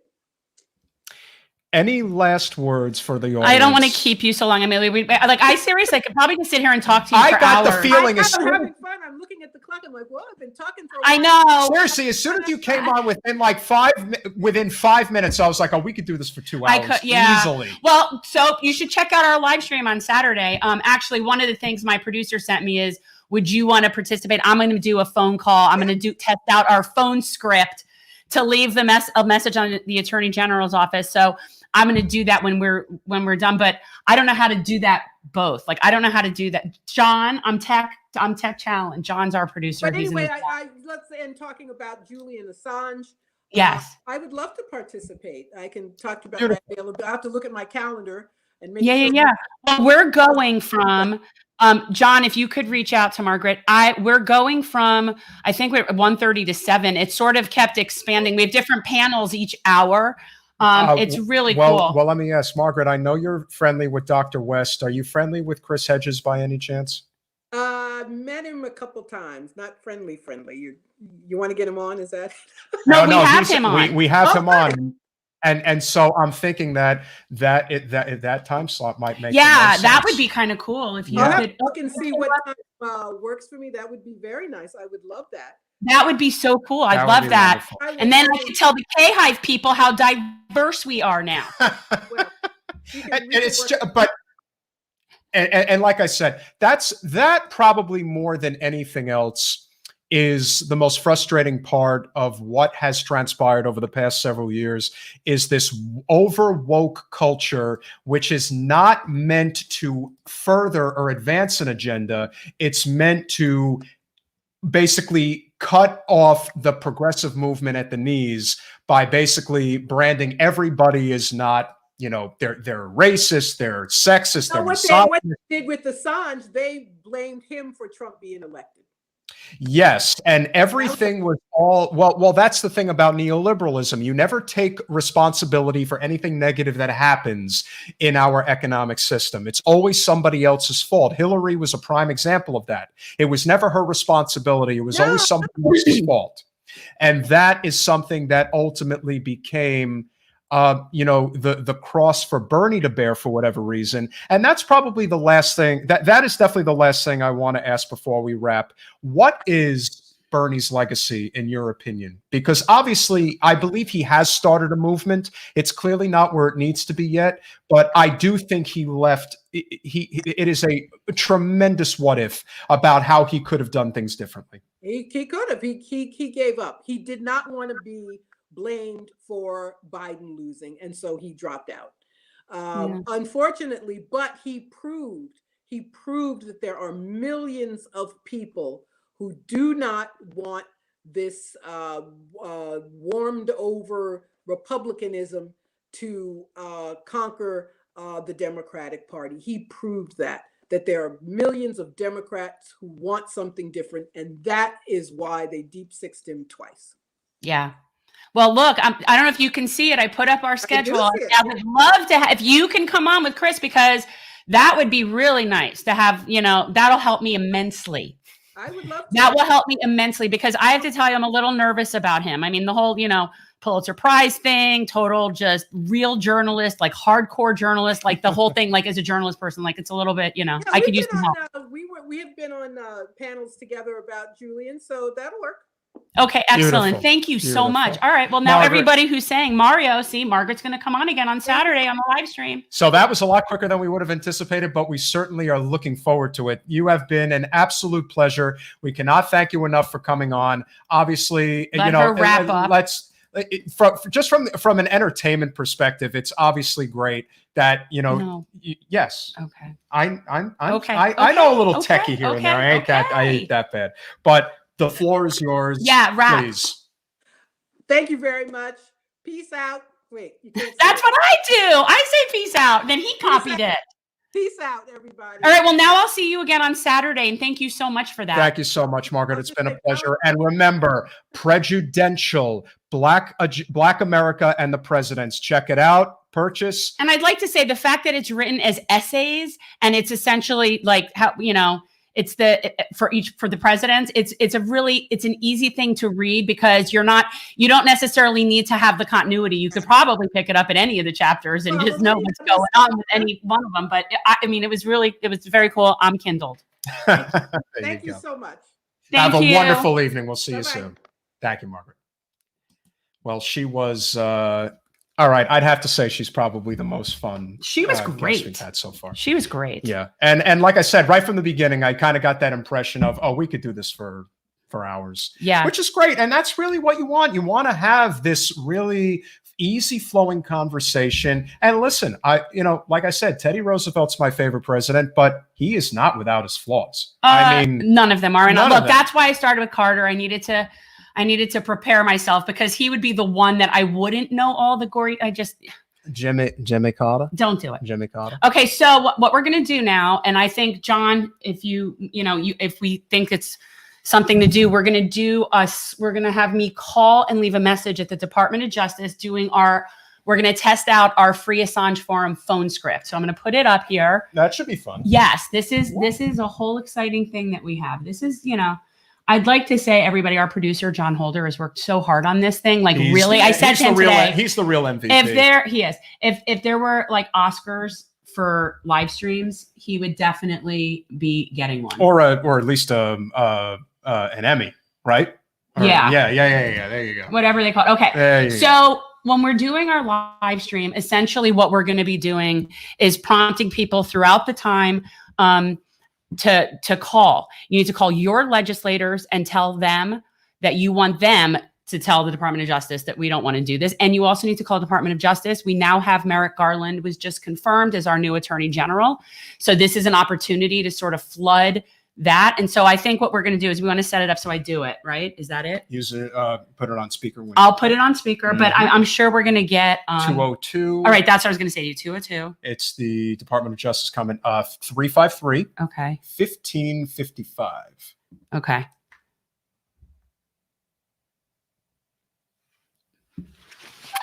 I can't. You have reached the Department of Justice comment line. I need to read it better. Although your opinion is valuable to us, we cannot return calls made to this number. If you would like to contact the Department of Justice, including the Attorney General, please log on to our website at www.justice.gov and select one of the options under the contact link. If you have a law enforcement issue, please contact your local police or the FBI. Call 911 if you have an emergency. FBI in your area. If you would like to leave a comment regarding civil and constitutional rights, please press 1.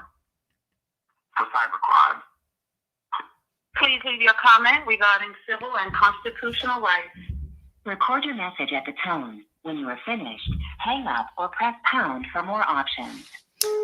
Hi, my name is Jen Perlman. I'm calling from Broward County, Florida. I'm calling to ask that the United States drop its case against Julian Assange.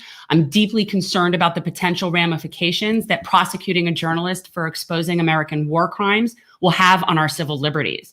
As you know, President Obama's Justice Department decided not to extradite Assange on the grounds that what he did is protected by the First Amendment.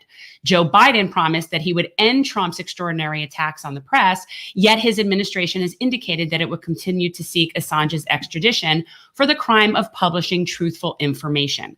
If President Biden follows through on this unprecedented assault on our constitutional rights, I believe that it will establish a dangerous standard that can be used to target and subdue journalists from holding our government accountable. Furthermore, as the ACLU has noted, prosecuting a foreign publisher for violating U.S. secrecy laws would set an especially dangerous precedent for U.S. journalists who routinely violate foreign secrecy laws to deliver information vital to the public's interest.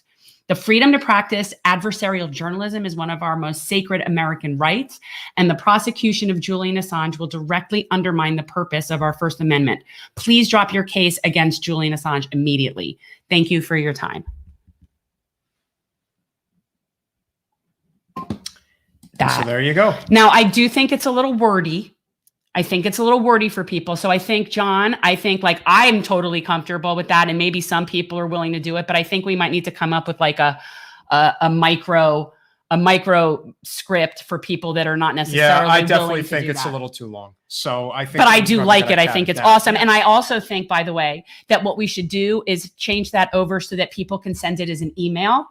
And I think like almost like a petition script when you have that, I think that is something we can maybe flood emails with. And I think it's really written well. And I liked it when you wrote it, but I think it's lengthy for a message. Well, I definitely think that if enough people start talking about this, we might even be able to get it to trend on social media, which again is really the key. And once that trends, then everybody's talking about it. We need basically everybody to be talking about Julian Assange because we have to overcompensate for lack of mainstream media coverage. They have been ghosting this from day one for obvious reasons. And so we have to basically engage everybody outside of their perimeter to be hounding on this. That's the only way this is going to work. Mario's really digging on Margaret. You're really digging on Margaret, Mario. Well, she's a lovely lady. And of course, having her with Chris Hedges on Saturday. That's really cool. I'm so glad because I was actually a little bit kind of nervous about that one. And plus, it'll be the end of like a 5-hour stint. Yes. I'm hoping that Katie's still hanging on with me. I mean, I know that if she takes a break, she'll come back. You'll be here. But it's a long time for at least one of the segments. I mean, the key reason, put up the main graphic again. The main, right. Yeah. So not that one, that one.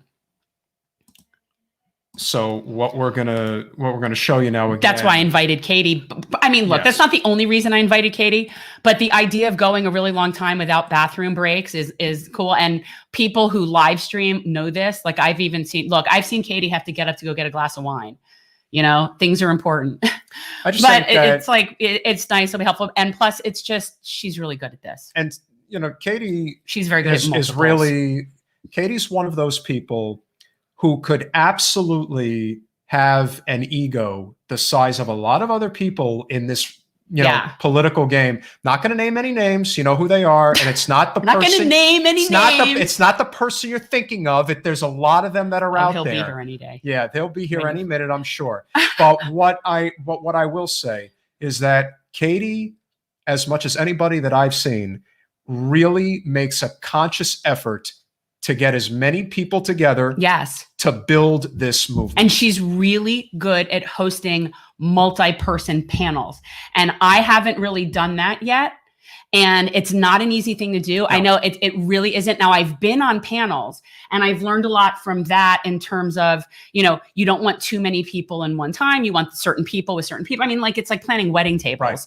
I mean, there is definitely an art form to it. But Katie is very, very good at actually managing the conversation as a moderator. She is. Yeah. So that was sort of, and I'm learning. And to follow up on what John just said, listen, Katie is a New Yorker and she's not everybody's cup of tea. She's going to do it her way. But let me assure you that of people in independent media who stuck their neck out and went out of their way to help Jen, there's nobody who did as much. There are people who may have done as much, but nobody did more. No, Katie was great. And you know what? She's really about the issues. Yeah. She's about the issues. She's about getting people justice and getting people living wage and about Medicare for all. I mean, so that's somebody that's on my team. It's just, it is. And she's just really nice. And yes, and she's just cool. And listen, like I said, there's always going to be times where she and others will rub people the wrong way. I'm sure Jen rubs people the wrong way, and I know I do. Oh, I know I rub people the wrong way. Can't we like wallpaper a room with some of the emails? Well, again, like I said, we're doing what we have to do in order to build this movement, because it is not me, us. That's really what it is. I just wish more people espoused to that and understood. And look, don't just look to not find a reason to get along with somebody. Like you said, oh, that person turns me off, or that person. Yeah, we need to get past this stuff. Yeah. That's why we can't have nice things. Everybody who's fighting for the same issues is on our team. And those people 1000%. need to be, the bigger the coalition, the better.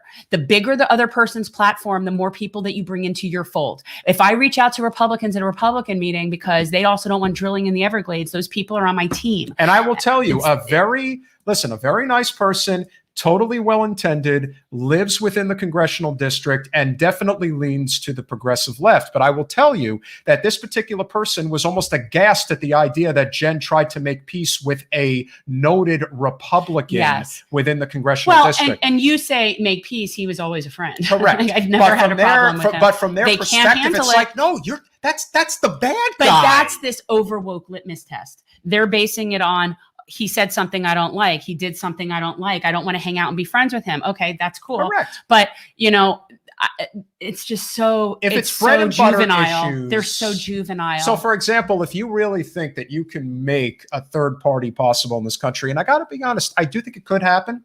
I think it takes a lot of work. But one of the reasons why it doesn't happen is because people find reasons not to get along, not to make again, when it comes especially on the left. If you want to have a party that succeeds, you are going to have to accept the fact that if it's going to be a party based on the working class, based on labor, you are going to have people that are pro-life and pro-choice. Yes. And that is only one issue that people are going to disagree on. They're going to disagree on gay things. They're going to disagree on all sorts of stuff. And if you can't accept that, then stop complaining about how things are. But then that is why we cannot have a valid third party. Correct. That is why we can't have a labor party and a working class party, because the right and the left has working class people. And if those people don't come together, there's just not enough. Diversity of opinion. It has to happen.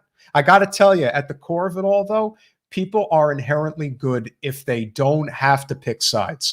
That is 1000% the truth, because as I always like to point out, we went to Trump's rally at the height of his popularity. We did. And he had maybe 5 to 10% of the people in the crowd that are what you would call the January 6th people. It's not, I wouldn't say irredeemable. I would just say, as Kyle Kulinski likes to say on Secular Talk, too far gone. That's what they are. The TFGs. So you're not going to win them. But that's okay. So out of 20,000 people, you can't win over 2,000 to 3,000. Okay, fine. That still But means the Democrats would have you write off the entire arena. Correct. And if you talk to them, it's like you're condoning it. They're constantly with the police, like the overwoke policing. It's so frustrating. And that's why there we has to be a distinct difference between economic populism, not even economic left. There has to be a distinct difference between economic populism and woke populism, whatever you want to call it. Because the truth is, somebody like Margaret Kimberley is the perfect example of somebody who wants to tell the overwoke culture to shove it. Because that is not what is she's not concerned with Confederate monuments. Trying to tell people with words that that's what's going to solve the problem. No, you need actual ironclad policy that is based in economic populism that is going to fix the systemic problems in this country. And if we don't have that, it's never going to change. If you don't pay a living wage, if you do not have Medicare for all, if you do not have some form of a universal basic income like reoccurring monthly checks, no one gives a damn about your feelings if you're not going to fix the systemic problems in this country. I kind of don't care about their feelings. I understand that. But what I'm saying is the feelings would matter if we dealt with the ironclad bread and butter issues. If we were a fair and just society where economically not everyone succeeds, but would have an opportunity to succeed, then you can deal with the minutia issues like, I think that's a microaggression or this and that. And even that's not for everybody's cup of tea. But the idea that you think that that's an issue right now in light of everything that's been going on for the past several years, seriously. That's privilege. So let me use that as a segue to sort of promote Thursday night. because I believe we're having Betty Hart on Thursday night, correct, Yes. John? Okay. So if you guys haven't seen it, this would be an opportunity between now and Thursday. There is a TEDx talk from a woman named Betty Hart, and it's H-A-R-T, not heart like heart, H-A-R-T. And she did it. I saw it maybe the day it was posted, a TED talk on the toxicity of cancel culture. And she really, the way she related in a personal life situation to what I see as the collective problem was just really profound. So I like that very much. I highly recommend the TED Talk, but I will be speaking with her on Thursday. So when you start talking about like microaggressions and cancel culture, the concept is we're canceling people that are on our same team. And it's very unproductive to do so. It's very toxic in your own life personally when you do that. And it's very unproductive on a grander scale to do so. And I'm really, as soon as I saw that talk, I was like, oh, I really want to talk to her. So, yeah. And nonetheless, I do think people do want to come together. You just have to weed out the people who really are not interested in that, who are really trying to fight amongst the ranks, which is not the answer. And we don't have time. No. We really don't. If we were a well-oiled machine, then the squad would be listening to us and they would be taking serious action on the Hill. If we were a well-oiled machine, I would have never run for Congress because we'd have a representative that represented people and not corporations. That's and then true. I wouldn't have even had to run for that job. Debbie Wasserman Schultz happens to be one of the absolute worst. And But that's unfortunate. there are a whole bunch of them. There's a lot of, I mean, to the degree of which is considered good, all the way down to the whole Yeah. group of bad and certain levels of bad. Right. You know, But if our it's system rough. worked, you and I wouldn't be sitting here because we would have never met and I would just be happy in my little life. Jimmy, if you actually knew what it took to build a coalition, Sam, then you would have been invited. Instead, your attitude you're very is anti-coalition, Jimmy. my way or the highway. And you don't get along with others. And not everybody is, exactly the same. That's true. And You're angry and belligerent. Yeah. And the fact that you never apologized to Jen really speaks volumes. That doesn't bother me, by the way, at all. That bothers him. Bothers I me. couldn't care less. 'Cause he knows I feel knows bad the that I deal. gave him those really good pot dummies. And let me tell you something. Jimmy is definitely going to be aware of this, and he's probably going to say something. So that'll be interesting. But it's not that and here's the thing. The only reason, and this is the truth from anybody, because I don't care what anybody says, ultimately, this is my party. It's my name. It's my party. It's all me. I came up with this Assange idea. I could have had anybody that I wanted. And really what we did was we reached out to all of the people that have been on our show or I've been on their show and contacts that we had. Jimmy has specifically ghosted us. And so he's not somebody I would reach out to for anything because he's never been responsive. So I didn't not pick him or exclude him.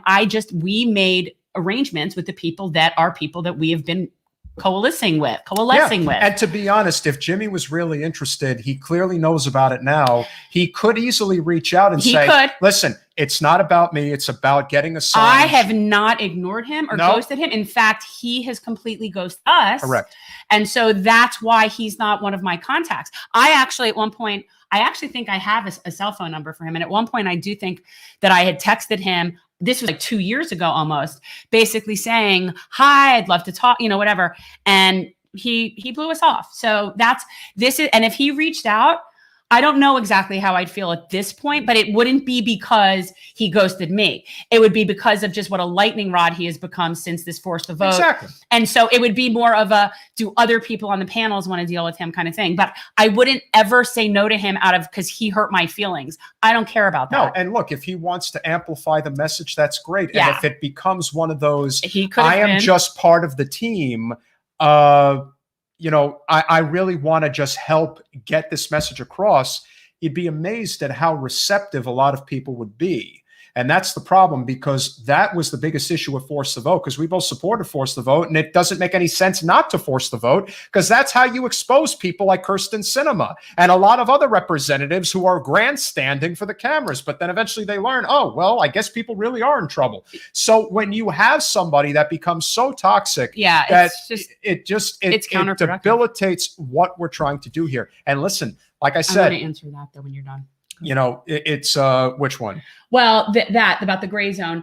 I actually texted Max, and Max was supposed to come on at some point. But the thing about the gray zone people, and I say this with such love and admiration, is that they're really journalists and they're constantly actually really busting ass and working and doing work. And so, you know, I don't take it personally. But we did. Yeah, of course. We reached out to everybody. We've had, they were good to me. Aaron had me on. I've never, we did reach out to them. I just think that they're busy and their life is fighting this. They don't necessarily need to come on a talking head telethon, maybe. I don't know. And the truth is, I don't take it personally. No, and the truth is, you know, with Max, he's not really noted for his social media brand and things that he's doing in that respect. Yeah. When you have a huge following and you can reach tens of thousands, even hundreds of thousands of people. I mean, our goal, just so you know, is to make this trend. Free Assange telethon. And I'm going to show you all right now. So you make sure you use this. Yeah, this is what it is. So as much as like, yes, we love real journalists. And look, I get to talk to Chris Hedges. That's pretty cool to me. Like there's a bunch of people. First of all, and I still haven't completely gotten over the whole Medea thing. And I've actually met her in person a couple of times.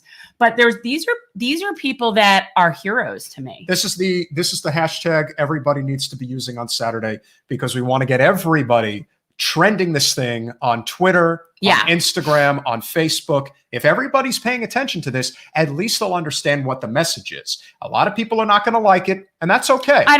Whatever. But if it's centered on what the core issues are here, is that our constitutional rights are in serious jeopardy right now, and we have to take this seriously. We do, and it's not about, you know, one political side versus the other. But the schedule is amazing. I am really excited about. John said he's most excited about. I have Medea Benjamin, John Kiriakou, and Kevin. And I forget his last name. He works with Rania Gostar. But he's great. He's a journalist. Kevin Costola. And again, the only real problem, honestly, is there's not enough slots to fill. Or we filled them. Yeah, there is also that. We don't want to do it. We don't want to overdo it. What I think will happen is that if this is as successful as I think we could make it, we could have another. We could do another one for Medicare for all, which I would love to do. Well, we could do. But the idea of this particularly is this idea of whistleblowers and media people in the alternate universe coming together to counteract the silencing from mainstream media about Julian Assange. Correct. And again, I do think that the more we are able to build up this network of people on all sides, because again, Jen has the support of somebody as anarchist left as Vosh and somebody as libertarian right as Tim Pool. So when you have that type of a sway with that much diversity, we have to take advantage of this. All we're about is building coalition. Correct. It's just building a coalition. And for those people who don't like it, how's it not having health care working out for you? How's it not having a living wage working out for you? How is the planet on fire working out for you? And how is not having monthly survival checks working out for you? If we all come together, you bet your ass that things will change. They will. Because they can only hold us down for so long. The only reason nothing gets done is because we're all fighting amongst ourselves. Well, and the left is the worst. I'm sorry. They are. It's bad. So anyway, I reject that, and I'm going to talk with, play in the sandbox with, and do anything I want with whoever I want when I feel like it's going to make us move in a forward direction in terms of progress. I don't care who it is. I really don't. Yes, there are certain people that would be hard to stomach and be in a room with, like, for example, like if you had to work with someone like Ted Cruz. Like, I don't know how one would do that. Gross. We're not going to invite seeking these people. You know, we're not going to invite, you know, Jay Crowder. We're not going to invite Steven Crowder, excuse me. Any of these we're not going to invite Alex Jones. Well, the reality, those are corporatists. Correct. So I don't like them any more than I like ours. But I mean, just in terms of if Ted Cruz was working on a piece of legislation that was something that was in our agenda, for whatever reason, the interests aligned, because sometimes that happens when interests align. For Joe Manchin supporting the ending not ending the filibuster, whatever it is. Like sometimes interests can align. No, it's as crazy as this sounds. You know, Ted Cruz has actually been on a number of Bernie bills. He has. I'm just saying. The point is that if that is someone who is going to agree with me on a policy, I will do whatever it needs to build a coalition with that person to get that done. Now, that's it. Now, for anybody who has been a Bernie supporter, is progressive, and really appreciates where this movement has gone, and we'll leave with this. We're not going to do our thing. We're not going to talk about it. We don't have to. No, we can't. No, The we focus can't. on Florida. Yeah. I mean, we don't have to, but No, I did. We can't. Let's definitely get that up. But Debbie Wasserman Schultz has voted against every piece of legislation that Bernie has either proposed or has been attached to. You think that ain't personal? You better believe it is. Which means that that person is not concerned in any way, shape, or form of advancing an agenda that's really going to help people. So we have to change that. But one thing that is going to change is the state of Florida when it comes to redistricting. And my God, is this thing going to be Look at that thing. bad. But look how it already looks. Well, first of all, this right there, that is Mario Diaz-Balart, that ridiculous red thing. This ridiculous blue thing is Alcee. Yep. And it's amazing how you get that little blue which like strips all the way, and you know where this goes. Yeah. Well, so it's so insane. All right. But it's going to change. We know that we're going to get districts. I had something sort of planned to talk about this to do it, but we kind of were running a little late, which is whatever. But no, actually, Margaret came on early, and we wanted to make sure that we always accommodate. Oh well, yes, but we didn't start our live stream earlier. We normally start our live stream earlier. That's true. But the issue is that it looks like the redistricting and the census is going to add representatives heavily in the southern states, which are Republican states, and there is definitely a connect between Republican states and the way that it's gerrymandered now. Correct. Our representative actually likes it that way. She prefers it. She works hand in hand with the Republicans. She likes that it's this way. It keeps her in her safe little pocket. They work together. They're all friends. But in any event, we are looking at getting 2 seats in Florida. Yes, is what we're talking about, and one will definitely be in the Orlando, Tampa, I-4 corridor area, and one will be down here. And so we are going to get 2 seats in the state. It's going to be very interesting to see how the maps get drawn. We know that it's not going to be pretty. No, but I do believe there is going to be some new district carved out between Dade and Broward. Yes. And how that looks and where it fits, we don't know. Now, what's interesting is they're saying that this was supposed to have already happened. And the reason that it hasn't is they're saying COVID and the census and blah, blah, blah, blah, blah.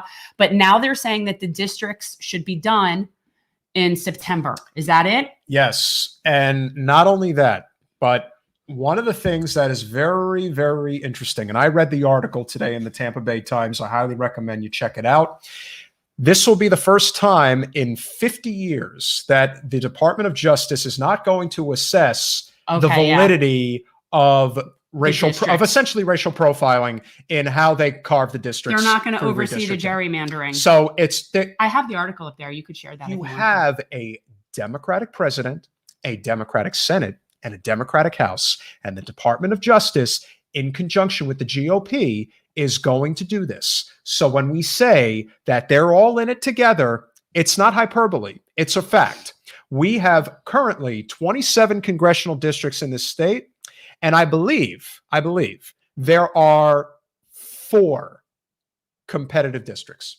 That's it. Everything else is gerrymandered to the hilt. Yeah. And it's gerrymandered. Look at that thing, people. And it's not just gerrymandered for the GOP. It is gerrymandered for the Democrats as well. Because if I truly believe this.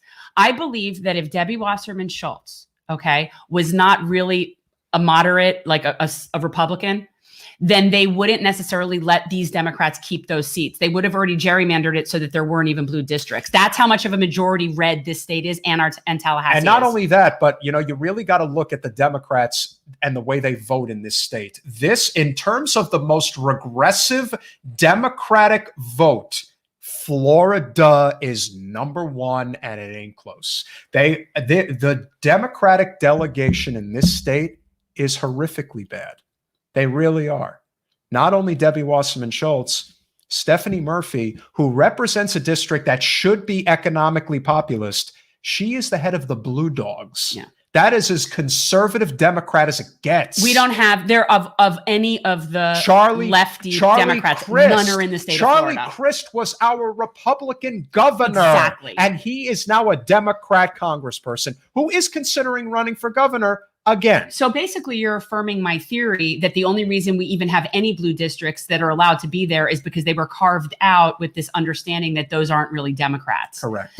Well, I mean, look, and I do believe this even from our district stems back to when Debbie was in the state legislature. I think that this goes It was back already to then. starting at that time. I think that And- that was sort of like where it was where let's create this seat there and how will I fit in here? And she was terming out and coming. I mean, like, I think this was all strategy But from the for beginning. anybody who thinks that this is not done because it's all about keeping corporate Democrats in and progressive non-corporate Democrats out, look no further than Miami-Dade County, with Daniela Levine Cava being the mayor of Miami-Dade County and Debbie McChrystal Powell and Donna Shalala no longer being in Congress.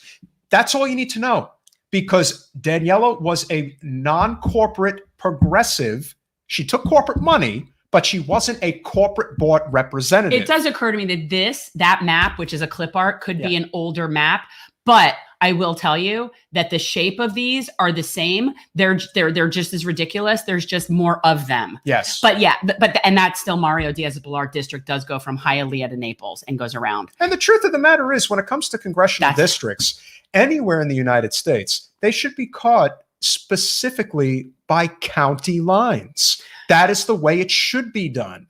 And if you're in an overpopulated county like a Miami-Dade, then you draw even lines. Well, yeah, they need to be there. There used to be this theory of somebody I went to college with once referred to it as like convex. They need to be convex districts. Okay. They need to be like squares that make sense, that represent populations in the areas that best serve those communities and not based on party. But the truth is, if we did that in Florida, it probably would just be more red. That's probably true. But what you also have to remember is that they take it even a step further. It's not even county lines. It's town lines. We have 2 towns within this congressional district that have very significant chunks ripped out that would definitely be in line with what would probably be more of an economic populist working class agenda. That is in Sunrise to the east and Hollywood to the south. Right. There is no question that these things are done deliberately. Yeah. They're done deliberately. And there are definitely parts that are carved out, like West Park and Pembroke Park, that would otherwise, if you were drawing a square line, would still be in our district. So, I mean, it's all very intentional based on socioeconomics and also, I believe, based on Jewish demographics. That's true, too. In this particular district. And again, you look at all of the districts, they're dividing lines. I mean, listen, you got 2 heavily black districts down here, and you've got 2 heavily Jewish districts down here. The North is still ridiculous like this, though, where it connects Jacksonville to to Tallahassee. And if you just look at the way they strip. draw these lines, it's so insane. You know, the only district that really makes sense, it's crazy as it is for me to say, this is Matt Gaetz' district, District 1. This is pretty much the only one that looks normal. Yeah. Everything else is just, oh my God, it's ridiculous. Yeah. Well, on this, that's why I know this is an older map, because Miami-Dade is not that reasonable. See, that looks like a normal. Well, actually, that's Monroe County, I'm pretty sure. So that's District 20, I don't know. 26. This is an older map, point being. It's a disclaimer. I'm putting up a disclaimer that this was clip art for the thing, and that's not the current map. That's all I'm saying. But it's, look, it's but it does politics but it demonstrates that Bernie and Trump really awoke a sleeping giant in this country. Now the question is, what do you do? Because most people aren't paying attention. The people who watch MSNBC, CNN, and Fox News, they are tuning out. But that's not who's going to drive this country forward. The people who are concerned about our future are still watching independent media and are still concerned about where our country's going. And right now, it's not going in the right direction. It's going down a drain. It's going down a drain. So we have to work together. And, the thing that I forgot to ask Margaret is, what does generational change mean to you? Yeah, you know what? We stopped asking. Yes, we do. And we do. We need to get back in the habit of asking what that means. We will ask every person on Saturday what generational change means to them. Because I think that that's very important that we continue to talk about that, because generational change means a multitude of different things. But right now, we recognize that we have to just continue to get the word out there little by little and organically. We wish that we were living in a fair world where YouTube actually boosted our algorithm and recognized that our channel is growing, but no, they're suppressing it because our message is not corporate. And when it's not, if we had a corporate message, we would shoot through the roof. That's the reality. And you see the other channels that get hundreds of thousands of views. If it's political and it's not corporate, you're toast. I mean, look at what's happening to Jordan Chariton with Status Quo. Oh, well, it's And it's all with of those everybody. stations. You know, it's anything that is not the corporate agenda. Let me ask a question, because John's right there and I just want to know. Yeah. So like right now, John, we're sharing screen. And so you see the graphic, but you also see basically the blank computer screen. Is there ever a way with this for it to just have the graphic on the screen? Or would we have to, is that just, you know, like almost like how you do a banner, like just put up the graphic? Is there a way to just upload graphics without having to share it from the computer screen? I guess that's my question. Yeah. And that could be, you know, I'm not the most technological. No, but that's one that we can always address after the fact. But again, you know, yeah. Oh, okay. No, he's not talking to me. And I do not mean for Saturday, John. I'm not, this is not, no. I don't just want to get into the habit. I just want to know if that's even, it might not be something that's possible on StreamYard. I don't know. You have certain. Well, as always, we want to thank you guys for tuning in tonight. Tonight was an excellent show. It was way fun. Margaret was fantastic. And again, this is why, you know, we try to have as many fun guests as we can, but obviously a diversity of topics. It's very important that, you know, we keep things interesting, but we know that spreading the word, especially down here, is vital, because Florida is just, a lot of people just kind of, you know, they kind of just forget about Florida. They kind of just say, well, I don't blame them. It's not worth our time, but I still believe it's worth trying. He's trying to save Florida, which is really kind of admirable considering he's not even from here. Yeah. You know what I mean? Like, I can't say that I would be like, you know, wanting to save New Jersey or go out of my way to go there and save New Jersey from itself. New Jersey's never going to be a problem, but this state is, and it's just getting worse and worse. So we've got to fight back. And so, like I said, economic populism in the state of Florida, I actually think is the future.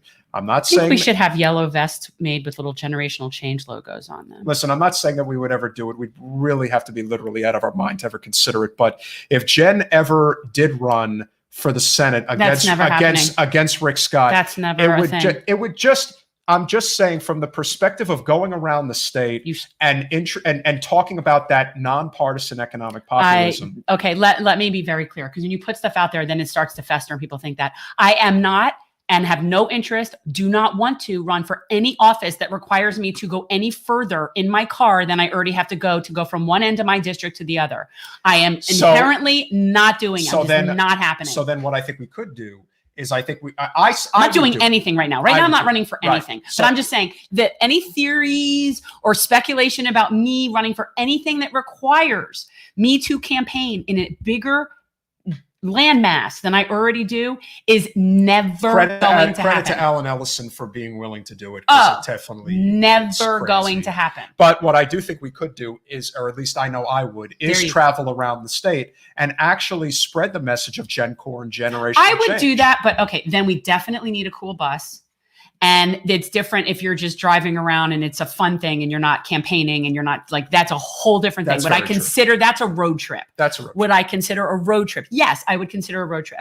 Yeah. I am not campaigning and selling myself across the state. That's better. And not that there's anything wrong with sex work, mind you, but I'm talking about more of like the image issue. On that note, I appreciate all of you guys. Keep spreading the word. Thursday night, Betty Hart. Yes, and we'll have a lot of interesting topics to talk about, I'm sure, as we always do. We thank you so much for your support. Peace out.